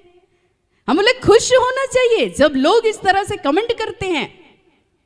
हम बोले वे पल भर में उन्नति करेंगे, पल भर में नष्ट हो जाएंगे। जब हम सत्य के अनुसार चलते हैं, हमारा ईश्वर प्रबंध करने वाला परमेश्वर है, तो इनकी बातों से हम क्यों झुंझलाएं।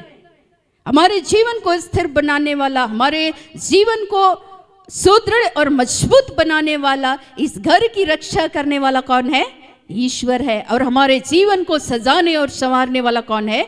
ईश्वर है। लोगों को मालूम नहीं था, आज मैं आप लोगों के सामने गवाही के तौर मेरी दीदी ही गाड़ी गिफ्ट की थी। ईश्वर ने उन्हीं को माध्यम बनाया, उन्हीं को प्रेरित किया। और लोग क्या बोल रहे थे? पैसा मांग करके ये लोग गाड़ी खरीदे हैं, इसीलिए ये लोग 4 व्हीलर से चलते हैं। लेकिन हमें मालूम था कि परमेश्वर का आत्मा ने उसको प्रेरित किया, उसके लिए माध्यम बनाया। लेकिन उस बीच में मैं कई तरह की बातों को मैं सामना कर रही थी, लेकिन मुझे इससे बुरा नहीं लगता। मैं बोलती थी प्रभु तू जानता है हमारे हृदय की थाह लेने वाला परमेश्वर है, ऐसे लोगों से बचा करके रखना, ऐसे लोगों की हम संगति तक ना करें। प्रभु आप बचाना। इस जीवन में, आपके जीवन में भी चुनौतियां आएंगी, होती है या नहीं? होती है ना। आपको भी लोग बोलेंगे अच्छा चलो गलत सलत करके हम भी धन कमा लेते हैं, लेकिन ऐसा नहीं करना है। और ईश्वर का वचन कहता है, उसी वचन में 40 में जाएंगे अब हम लोग, लिखता है यहोवा उनकी सहायता करेगा, उनको बचाता है, सहायता करके उनको बचाता है, और वह उनको दुष्टों से छुड़ाकर उनका उद्धार करता, इसलिए कि उन्होंने उसमें शरण ली है। जब आप प्रभु के ज्ञान, बुद्धि, विवेक के अनुसार प्रभु की ही सहायता के लिए हमेशा उसकी गुहार लगाते हैं, परमेश्वर आपके जीवन को इस तरह के दुष्ट लोगों से परमेश्वर आपको संभाल करके रखेंगे, आपके जीवन को स्थिर करेंगे। आपको नहीं पता है, चूंकि आप भोले लोग हैं, मुझे नहीं मालूम था कि ये लोग इतना कूटनीति गलत तरीके से लोग सोचते हैं। हमारे इर्द गिर्द के लोग, हमारे आस पड़ोस में रहने वाले लोग। मैं बोलती थी प्रभु इन लोग को इतना फालतू बेकार का बात सोचने के लिए लोग के पास समय भी है, एक दूसरे की हानि करने के लिए इसके पास समय भी है, लेकिन हमारे पास वो समय नहीं। बेकार की बातों पे कौन ध्यान देगा। लेकिन मैं सीधे तौर पर प्रार्थना करते प्रभु ऐसे लोगों से प्लीज बचा कर रखना। हम नहीं जानते कि वे क्या कर रहे हैं, हम नहीं जानते पिता कि वे कैसी योजना को रच रहे हैं। मैंने कहा छोटी छोटी बातों में मैंने अनुभव किया, हर पल मैंने अनुभव किया। एक ऐसा भी समय था जब हम लोग भागते थे, लोग हथियार ले करके ढूंढते थे हमारे घर वालों को। हमारी बहन भी यहाँ बैठी हुई है, बड़ी दीदी, वो भी डरती थी, बोलती थी देखो ये लोग तो पता नहीं कहाँ ले जा करके घात में बैठे हुए। मैंने कहा कि इस तरह की मौत से हम मरने वाले नहीं हैं, हमारा परमेश्वर हमारी रक्षा करने वाला है। ये जीवन, ये शरीर उसका घर है, इस घर को परमेश्वर स्थापित करेगा। इन तमाम लोगों के बीच में परमेश्वर हमें ऊपर ऊंचा उठाएगा। मेरे भाई बोलते तुमको डर लगता है कि नहीं लगता, किसी दिन तुमको मार देंगे, तुम कभी भी इस रास्ते से गुजर, कब तक डर के भागते रहेंगे।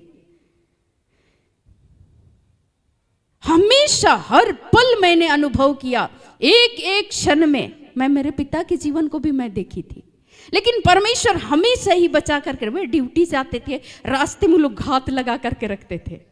वो बस से उतर करके साइकिल में जाते थे और उसके बाद साइकिल को चौक में एक रिलेटिव थे उसके यहाँ पार्किंग में लगा करके बस में बैठ के वो ड्यूटी जाते थे।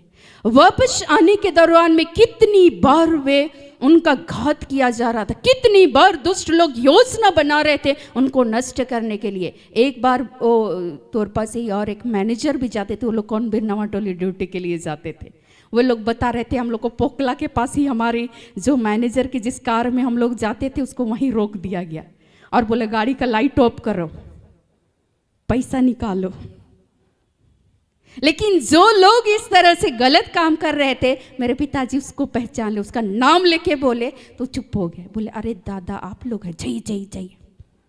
हमेशा वे आपकी हानि की योजना रचेंगे, लेकिन आपका पिता जब आप प्रभु के ज्ञान, बुद्धि, विवेक के अनुसार चलेंगे, परमेश्वर आपको स्थिर करेगा, परमेश्वर आपको बचाएगा। वो तो हुआ। फिर जब तोरपा से वो घर की और गांव की ओर आते थे, हम लोग सारे बच्चे इंतजार करते, अच्छा अब आएंगे ड्यूटी से, अब आएंगे ड्यूटी से। और जब लेट हो जाता था हम लोग टॉर्च पकड़ करके, फौजी लोग ऐसे बड़ा बड़ा टॉर्च ले करके रखते, वैसे ही हमारे घर में तरह तरह का टॉर्च था। तो हम लोग क्या करते थे, टॉर्च पकड़ के हम लोग भी टॉर्च लगा करके दूर तक देखते थे। अच्छा अभी तक दिखाई नहीं दे रहे हैं रास्ते में, मतलब और आगे बढ़ो। और पूरा हिम्मत करके हमारी बड़ी बहन, हमारी चाची, मैं और कुछ लोग हुआ करते थे, और हम लोग सारी महिलाएं निकल करके हम लोग सोचते अच्छा चलते हैं, कुछ तो हुआ होगा, कुछ तो हुआ होगा। लेकिन आगे बढ़ते चले जाते हैं। कई बार देखे उसका साइकिल का चेन खोल दिया जाता था, कई बार उसके पॉकेट से वे लोग पैसा निकालना चाहते थे, लेकिन इधर उधर हाथ पांव मारे, लेकिन जहां पैसा था वहां हाथ ही नहीं लगा। वो आकर के बतलाते थे आज ऐसे ऐसे हुआ था। हम लोग बोलते थे अच्छा आज इसलिए देर हो गया।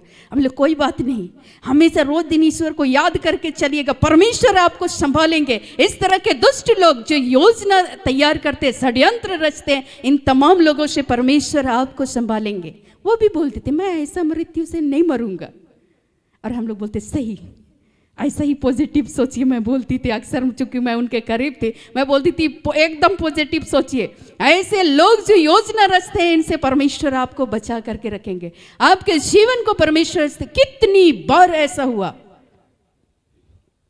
एक बार हम छोटे ही बच्चे थे, हम लोग जा रहे थे घर से कुछ ही दूर में, कुछ लोग योजना तैयार कर रहे थे, इन बच्चों को हम लोग किडनैप करेंगे और यहाँ से ले जा कर के बेचेंगे। और मैं और मेरी चचेरी बहन, वो लोग हम लोग को पकड़ लिए और बोले कि अब तो तुम लोग को बेच देंगे।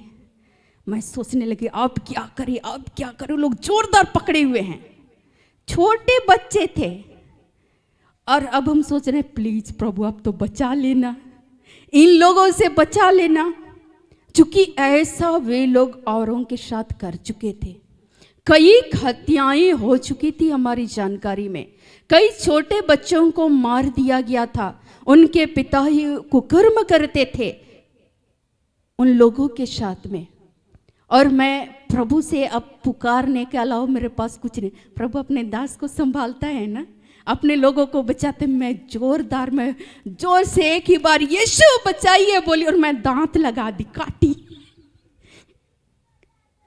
तो वो लोग बोले बताओ, ये छोटा बच्चा का बुद्धि भी है, और भागे वो लोग। जैसे ही हाथ छोड़े भागे हम लोग पूरा तेजी से। हम बोले परमेश्वर आप जैसे लोगों से हमारी रक्षा करे। कई ऐसी बार हुआ तो मेरी जो चचेरी बहन थी बोली इसको सही तुमको बुद्धि दिया। हम बोले ऐसा नहीं करना, पता नहीं उन लोग को हम दांत लगा दिए, पता नहीं कहाँ कहाँ चोट लगा होगा। ऐसे मतलब हमेशा ही मैं जब अपने जीवन को झांक करके देखती हूँ तो सही में हमारा प्रभु हमें संभालने वाला है, सही में हमारा पिता हमारी रक्षा करने वाला है, वाकई में हमारा पिता हमारे साथ चलते हैं। वास्तव में परमेश्वर ऐसे लोगों से हमारी क्या करते हैं, रक्षा करते हैं।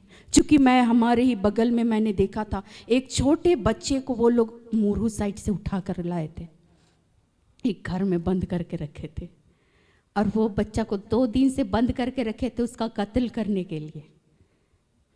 और वो बच्चा के अंदर अचानक बुद्धि आया, और वो बच्चा घर में जो मिट्टी का घर होता है इसमें स्पेस होता है जिसमें धान ऊन बांध करके रखते हैं, मोरा होता है।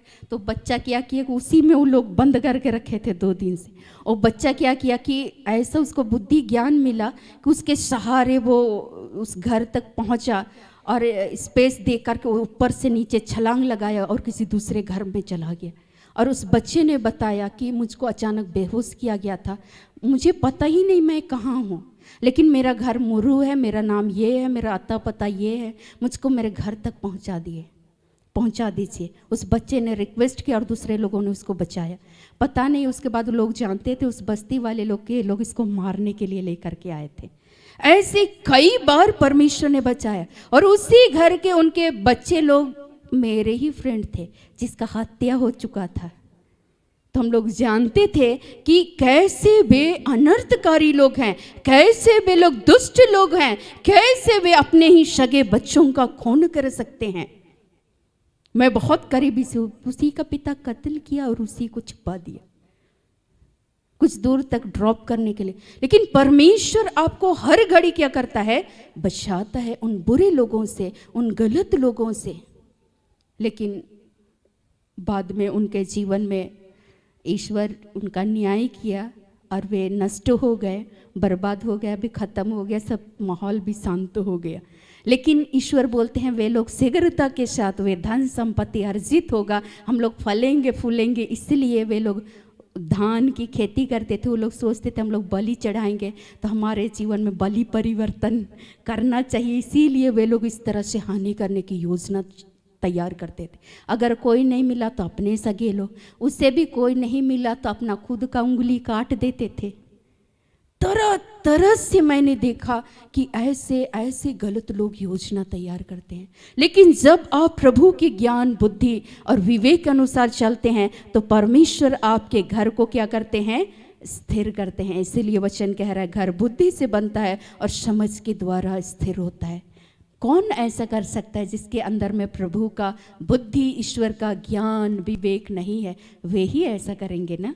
लेकिन जब आप प्रभु के भय, ईश्वरीय ज्ञान बुद्धि विवेक के अनुसार चलेंगे तो आपके जीवन को, आपके घर को, आपको सुख समृद्धि और फलवंत कौन करेंगे, ईश्वर। तो अब आपको ये तय करना है कि आपको कैसे जीवन जीना है। या तो प्रभु के बुद्धि ज्ञान के अनुसार जीना है, या तो फिर उन दुष्टों की संगति करके जल्दी से अमीर बनना है, जल्दी से एक दूसरे को नीचा दिखाते हुए आपको जीवन में आगे बढ़ना है। लेकिन ऐसे लोग नष्ट हो जाएंगे, बाइबल इस बात का वर्णन करती है। और ईश्वर का वचन ऐसा कहता है जब आप पढ़ेंगे, लोग यीशु के बारे में भी षड्यंत्र और योजना रच रहे थे। मत्ती 12 में जब आप पढ़ेंगे उसका 24 में क्या लिखता है प्रभु का वचन,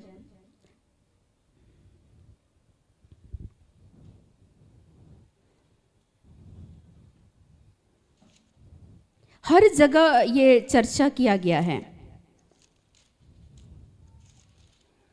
यहाँ क्या लिखता है,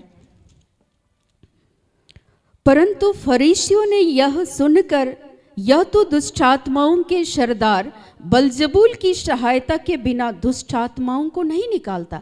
लोग यीशु के विषय में, जो फरीसी लोग थे उस समय में, जो लोग गलत कार्य को करते थे, नियम कानून का तो पालन करते थे, लेकिन अक्सर एक दूसरे को क्या करना चाहते थे, नीचा गिराना चाहते थे। वे लोग यीशु को क्या बोल रहे थे, ये दुष्ट आत्माओं की सहायता से दुष्ट आत्माओं को क्या करते हैं, निकालते हैं।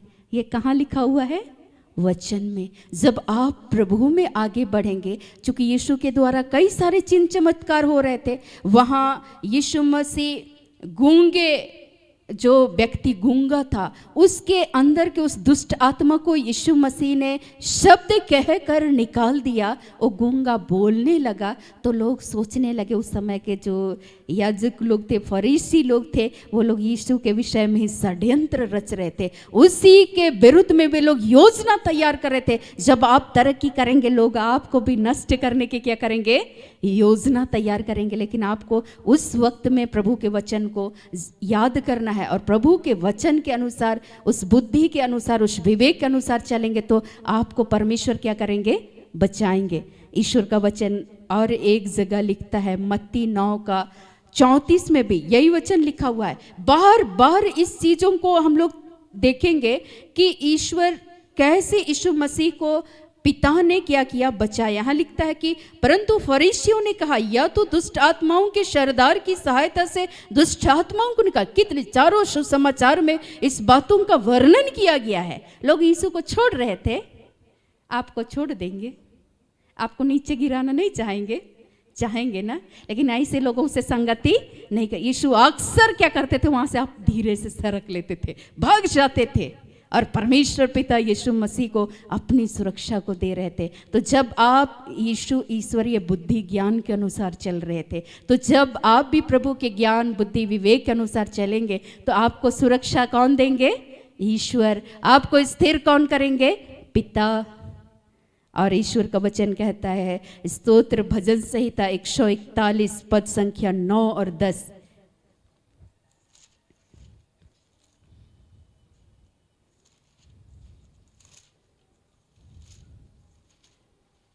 यहाँ क्या लिखता है, मुझे उस फंदे से जो उन्होंने मेरे लिए लगाया है और अनर्थकारियों के जाल से मेरी रक्षा कर। दुष्ट लोग अपने जालों में आप ही फंसेंगे और मैं बच निकलूं। कौन लिख रहे हैं, दाऊद।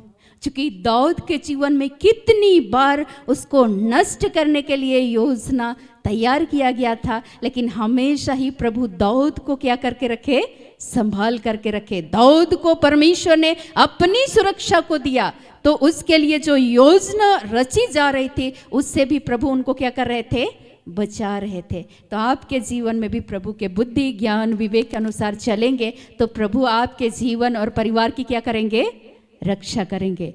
तो क्या हमें उन दुष्ट और उन अनर्थकारियों को देख करके ईर्ष्या करना चाहिए, झुंझलाना चाहिए? नहीं। प्रभु आपके जीवन को, आपके घर को स्थिर करेगा। ईश्वर आपका मालिक है, ईश्वर आपका पिता है, वो आपके जीवन को फलवंत करेगा। वो लोग थोड़े समय के लिए फलवंत होंगे, लेकिन परमेश्वर आपके पीढ़ी दर पीढ़ी आपको फलवंत करेगा।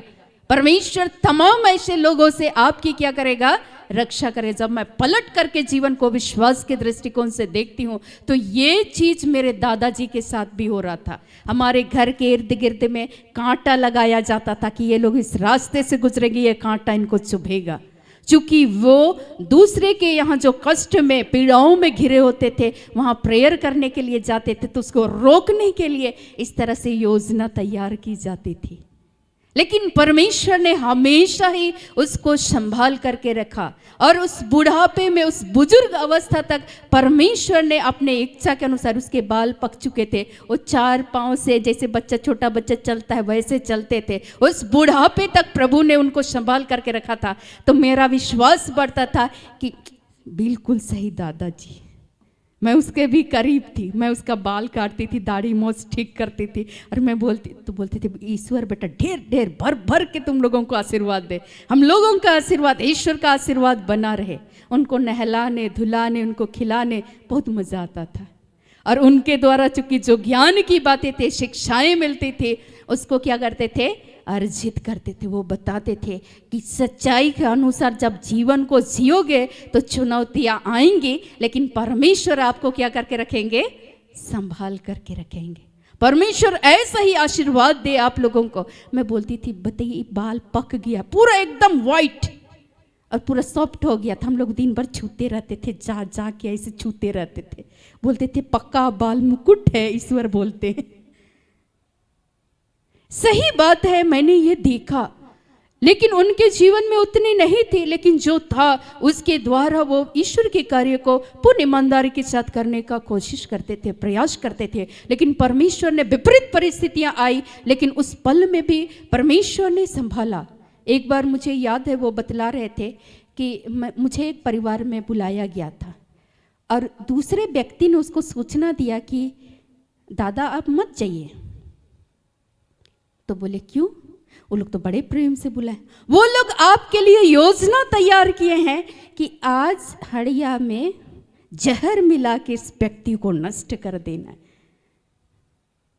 तो वो सुन करके भी क्या किया, उस जगह पर चले गए।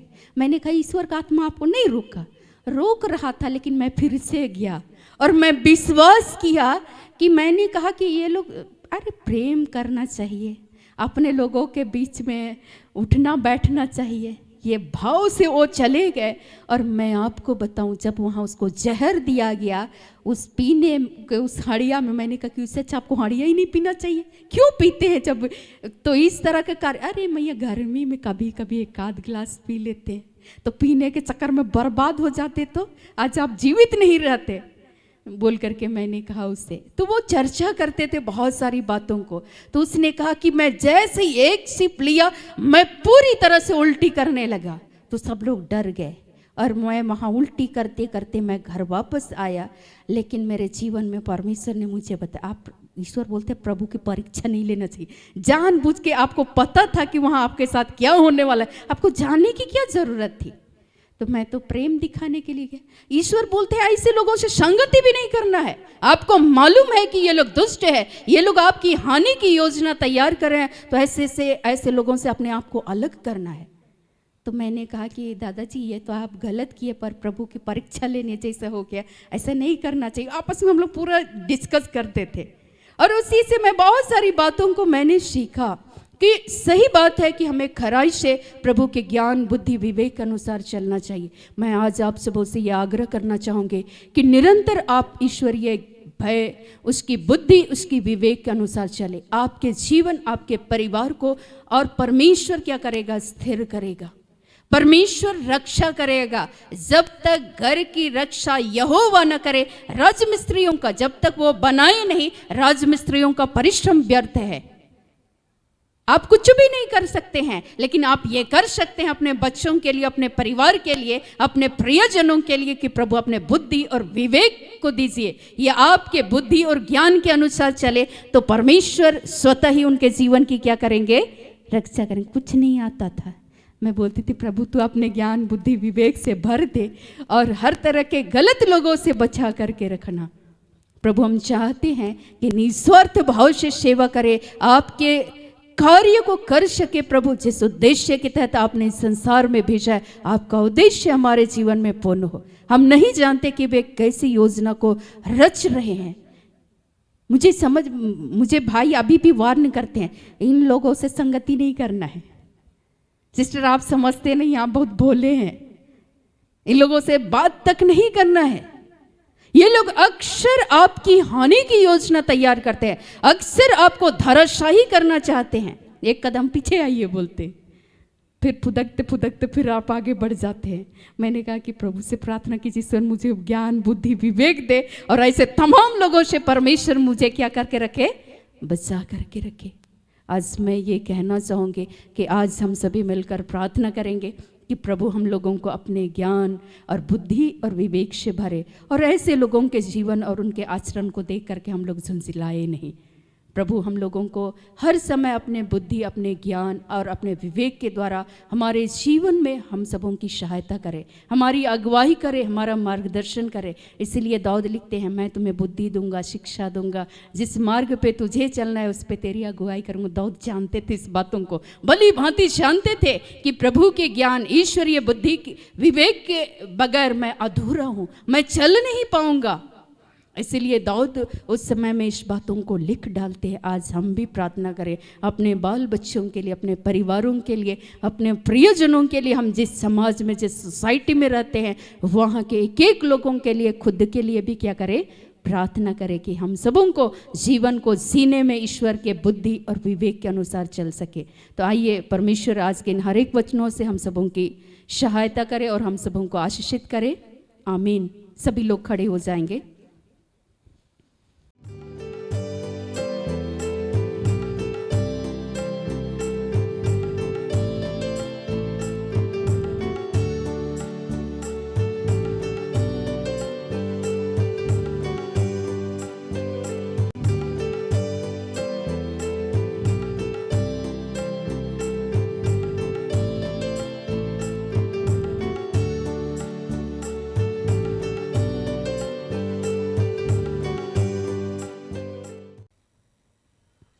सभी अपनी आंखों को बंद करेंगे।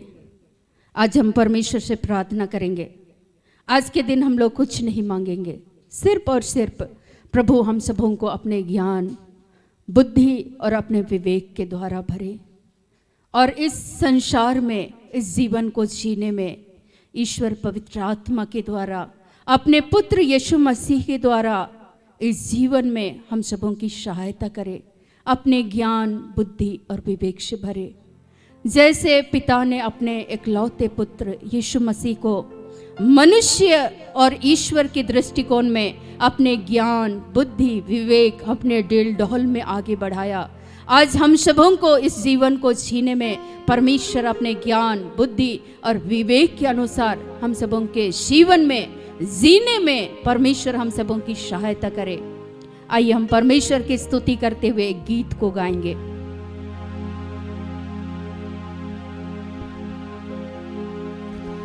चलना मेरे संग प्रभु, रहना मेरे संग प्रभु।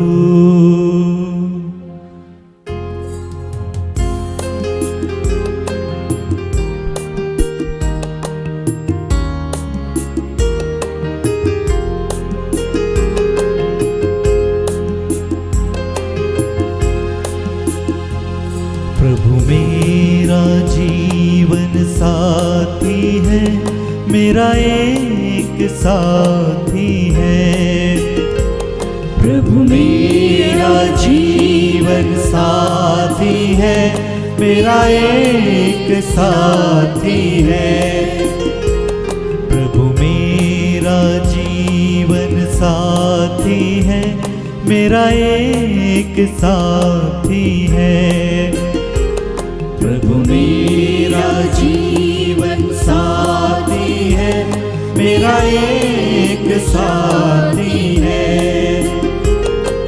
चलना मेरे संग प्रभु, रहना मेरे संग प्रभु। चलना मेरे संग प्रभु, रहना मेरे संग प्रभु। चलना मेरे संग प्रभु, रहना मेरे संग प्रभु। चलना मेरे संग प्रभु, रहना मेरे संग प्रभु। प्रभु मेरा प्रेमी बंधु है, मेरा एक बंधु है। प्रभु मेरा प्रेमी बंधु है, मेरा एक बंधु है। प्रभु मेरा प्रेमी बंधु है, मेरा एक बंधु है। प्रभु मेरा प्रेमी बंधु है, मेरा एक बंधु है। चलना मेरे संग प्रभु, रहना मेरे संग प्रभु, चलना मेरे संग प्रभु, रहना मेरे संग प्रभु, चलना मेरे संग प्रभु, रहना मेरे संग प्रभु,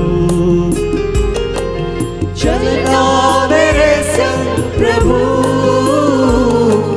रहना मेरे संग प्रभु। हे प्रेमी पिता, इस घड़ी पिता पुत्र पवित्र आत्मा के नाम पर प्यारे प्रभु पुनः आपकी आत्मा की उपस्थिति को चाहते हैं। आज इस गीत को आप गुनगुनाइए। आज परमेश्वर से हम प्रार्थना करेंगे कि प्रभु इस जीवन में अपने ज्ञान, बुद्धि और विवेक के द्वारा हम सबों के जीवन को संचालित करे, हमारे संग रहे, अपने वचन के द्वारा, अपने बुद्धि के द्वारा हमारे जीवन को, हमारी बुद्धि को परमेश्वर प्रकाशित करे। हम सबों के जीवन को, परिवार को, हमारे प्रियजनों को परमेश्वर स्थिर करे कि हम ईश्वरीय बुद्धि और ईश्वरीय ज्ञान, ईश्वरीय विवेक के अनुसार इस जीवन में हम जी सके और परमेश्वर की अनुग्रह, ईश्वर की दया के तहत हम सबों को परमेश्वर स्थिर करे। सचमुच में परमेश्वर का धन्यवाद करते हैं पिता। इस घड़ी आपने कहा है संकरा है वह मार्ग जो जीवन की ओर ले जाता है, चौड़ा है वह मार्ग जो विनाश की ओर ले जाता है। पिता, जो चौड़े मार्ग पर चलते हैं वे अक्सर नष्ट हो जाते, किंतु पिता परमेश्वर इस जीवन में हम सबों को उस सकरे राह पर अपने ज्ञान, बुद्धि और विवेक को दे पिता, और हम सबों के जीवन, परिवार, बच्चों को, हमारे माता पिता के जीवन को आप संचालित कीजिए पिता। हमारे कार्यस्थल पर आइए प्यारे प्रभु और अपने उपस्थिति को दीजिए पिता कि एक एक बच्चे, एक एक माता पिता, हमारे जितने भी अधिकारीगण हैं सबों को ईश्वर अपने ज्ञान, बुद्धि, अपने प्रज्ञा की आत्मा से भरे। सचमुच में पिता आपका वचन कहता है प्रज्ञा टेढ़े मेढ़े रास्ते से होकर ले चलती है और तब तक उसे अपने नियमों से उसकी परीक्षा करती रहेगी जब तक कि वह उस पर पूर्णतया विश्वास न करे और अंत में वह सीधे मार्ग पर ले जाकर उस पर अपने रहस्य को, उसके जीवन में नव जीवन का संचार करेगी। पिता आपने ऐसा कहा है। पिता आज तुझसे प्रार्थना करते हैं, हम सभी प्रार्थना योद्धा परिवार एक होते हैं और पूरे विश्व में जितने तेरे बेटे और बेटियां हैं, जितने YouTube के द्वारा इस जगह पर जितने आपके बच्चे आए हैं पिता, बड़े विश्वास के साथ, बड़े श्रद्धा के साथ आपके करीब आए हैं पिता। आज के दिन में प्यारे प्रभु आपने हम सबों को सिखाया पिता कि हम तेरे बुद्धि, तेरे ज्ञान, तेरे विवेक के अनुसार इस जीवन में जी सके पिता। आज पवित्र आत्मा का अभिषेक को देना प्यारे प्रभु और अपने प्रज्ञा, ज्ञान, बुद्धि और विवेक की आत्मा से भरिए पिता। सचमुच में जैसे आपने यीशु नासरी को भरा पिता, आज वही यीशु मसीह हम सबों के जीवन के संग हो ले पिता, हमारे जीवन की ज्योति बनकर पिता परमेश्वर हम सबों की सहायता करे, हमारा मार्गदर्शन करे पिता। आज जितने भी पढ़ने वाले हैं पिता, अपने बुद्धि, ज्ञान और विवेक के अनुसार भर दे पिता। जितने भी वैवाहिक जीवन टूट रहे हैं, बिखर रहे हैं पिता परमेश्वर, आज सचमुच में प्यारे प्रभु अपने ज्ञान, बुद्धि और विवेक को दे पिता परमेश्वर, ताकि वे एक दूसरे के प्रति पिता परमेश्वर कैसे आचरण करना है वे दीन बने, वे झुक सके पिता। तो अपनी ज्ञान, बुद्धि और विवेक की आत्मा को भर दे पिता। उनके टूटे संबंधों को, उन दरारों को यीशु के नाम से भर देते हैं पिता। आज तुझे धन्यवाद करते पिता, अपने नाम के खातिर पिता अपने बच्चों को टूटने से ऐसे परिवारों को बचा ले पिता। आज तुझसे प्रार्थना करते हैं पर प्रभु, इस जीवन की यात्रा में पिता तेरे ज्ञान, तेरे बुद्धि, तेरे विवेक के बगैर पिता हम सभी अधूरे हैं। पर प्रभु आपने ये कहा है अपने वचन में, मेरी प्रजा मेरे ज्ञान के अभाव में नष्ट हो रही है। पिता आज हम तुझसे बुद्धि, ज्ञान, विवेक की मांग करते हैं। पर प्रभु जैसे राजा सुलेमान को आपने दिया पिता, अपने बच्चों के जीवन को, घर को, परिवार को स्थिर किसी पिता बनाए रखिए प्यारे प्रभु, ताकि जीवन में जिस उद्देश्य के तहत आपने भेजा है हम सबों के जीवन के द्वारा आपकी पवित्र इच्छा पूर्ण हो पिता। हमारे माता पिता, हमारे प्रियजन, हमारे भाई बहनों के जीवन के द्वारा पिता परमेश्वर आपके नाम को महिमा मिले। पिता आज हम तुझसे प्रार्थना करते हैं, जितने भी रोगी हैं, बीमार हैं, लाचार हैं पिता, और जिस भी रूप से पिता तेरे ज्ञान के अभाव की वजह से वे अपने आप को दरिद्र, असहाय और अकेला महसूस करते हैं पिता, इस जीवन में डरे हुए हैं, भयभीत हुए हैं पिता, क्योंकि आज पिता परमेश्वर तेरे वचन का, तेरे ज्ञान का, तेरे बुद्धि का, तेरे प्रज्ञा का उनके जीवन में अभाव है पिता, इसलिए वे भयभीत है पिता। आपने कहा है पिता तेरे वचनों की वे संगति कर सके, तेरे वचनों को सुन सके, तेरे वचनों को पढ़ सके पिता परमेश्वर, और एक एक का जीवन ऐसा हो प्यारे प्रभु कि हम तेरे वचन के अनुसार जीवन को जी सके पिता। आज हम एक पांचवी पत्री की तरह हमारा जीवन हो पिता, हमारी बुद्धि को, हमारे विवेक को आज के दिन में प्रकाशित कीजिए पिता। आज हम तुझसे प्रार्थना करते हैं प्यारे प्रभु, अपने बच्चों के लिए एक पिता बनकर, एक भाई, एक बंधु बनकर प्यारे प्रभु तू हर एक की सहायता करना पिता। आज तुझसे प्रार्थना करते हैं पिता, इस घड़ी नलीना, प्रतिमा, अमरेन, जूलियट को तेरे हाथों समर्पित करते हैं।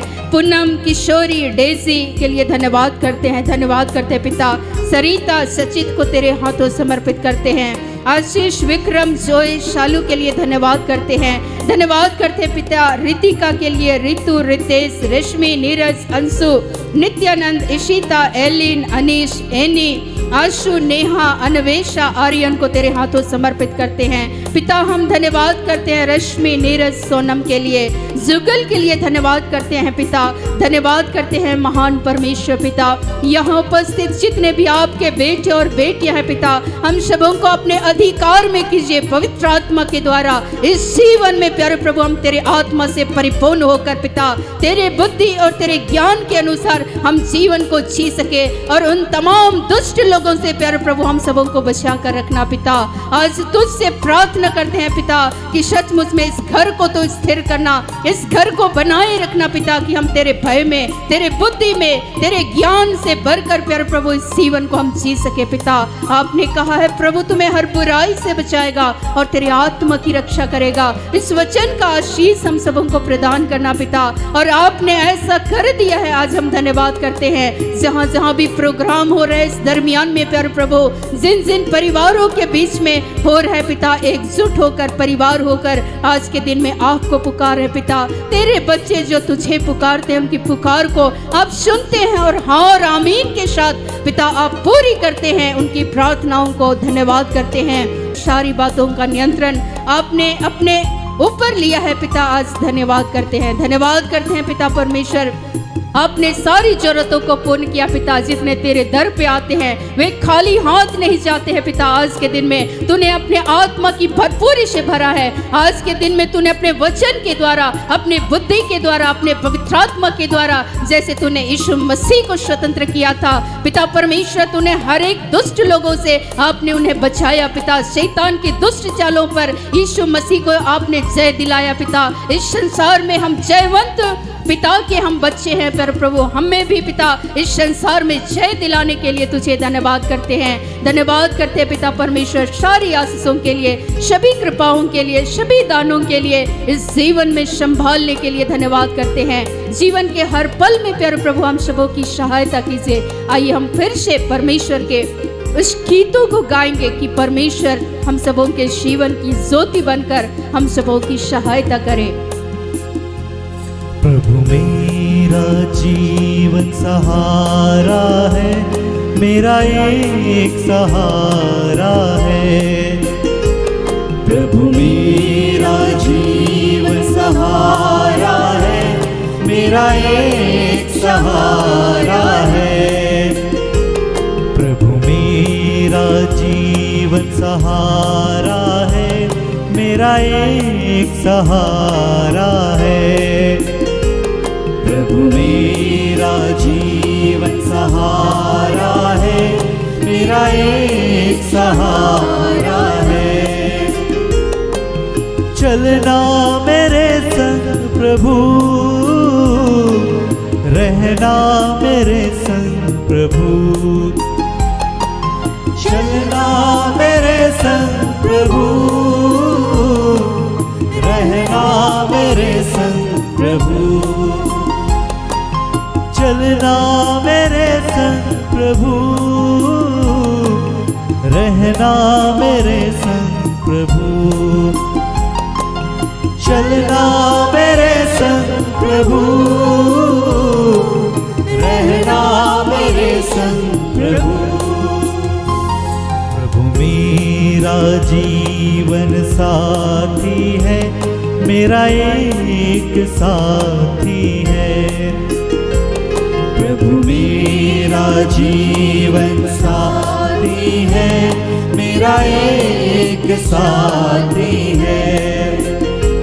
प्रभु मेरा प्रेमी बंधु है, मेरा एक बंधु है।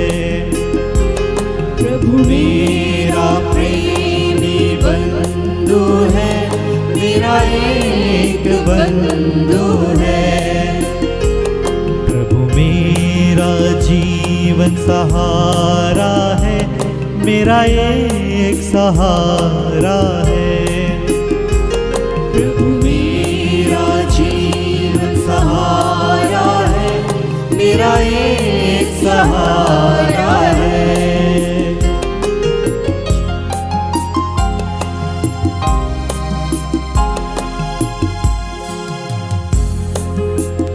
हे महान जीवित प्रेमी पिता परमेश्वर, सारी बातों के लिए पिता हम आपका धन्यवाद करते हैं।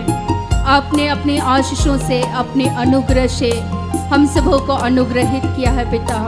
आज के दिन में आपने हम सबों को संभाला है प्यारे प्रभु। हम सभी सुरक्षित पाए जाते हैं पिता। हम हृदय से धन्यवाद करते हैं।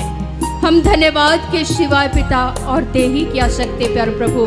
हे पिता परमेश्वर, जीवन के अंत तक पिता, जैसे आपने अपने शिष्यों को कहा पिता कि देखो मैं जगत के अंत तक सदा तुम्हारे साथ हूँ। प्यारे प्रभु, इस जगत के अंत तक पिता, जब तक आप चाहते हैं पर प्रभु कि हम सभी इस जीवन को जिए पिता, तब तक हम सबों की सहायता करना अपने बुद्धि के द्वारा, अपने ज्ञान, अपने विवेक की आत्मा के द्वारा पिता। तू हम सबों के जीवन को मार्गदर्शन देना पिता, हम सबों को जीवन जीने में सहायता करना पिता। आज हम धन्यवाद करते हैं पर प्रभु, हम सबों के जीवन में तेरी असीम दया और करुणा है पिता। आज धन्यवाद करते हैं। धन्यवाद करते हुए पिता इस घड़ी हम सारी बातों के लिए सारी महिमा आपको देते हुए इस प्रार्थना को प्रभु यीशु मसीह के नाम से मांगते हैं। दया से सुनिए और ग्रहण कीजिए। आमीन। सबों को प्रार्थना योद्धा परिवार की ओर से पुनः प्रेज द लॉर्ड। जय यीशु, यीशु सहाय और आप सबों को धन्यवाद। सारे दिन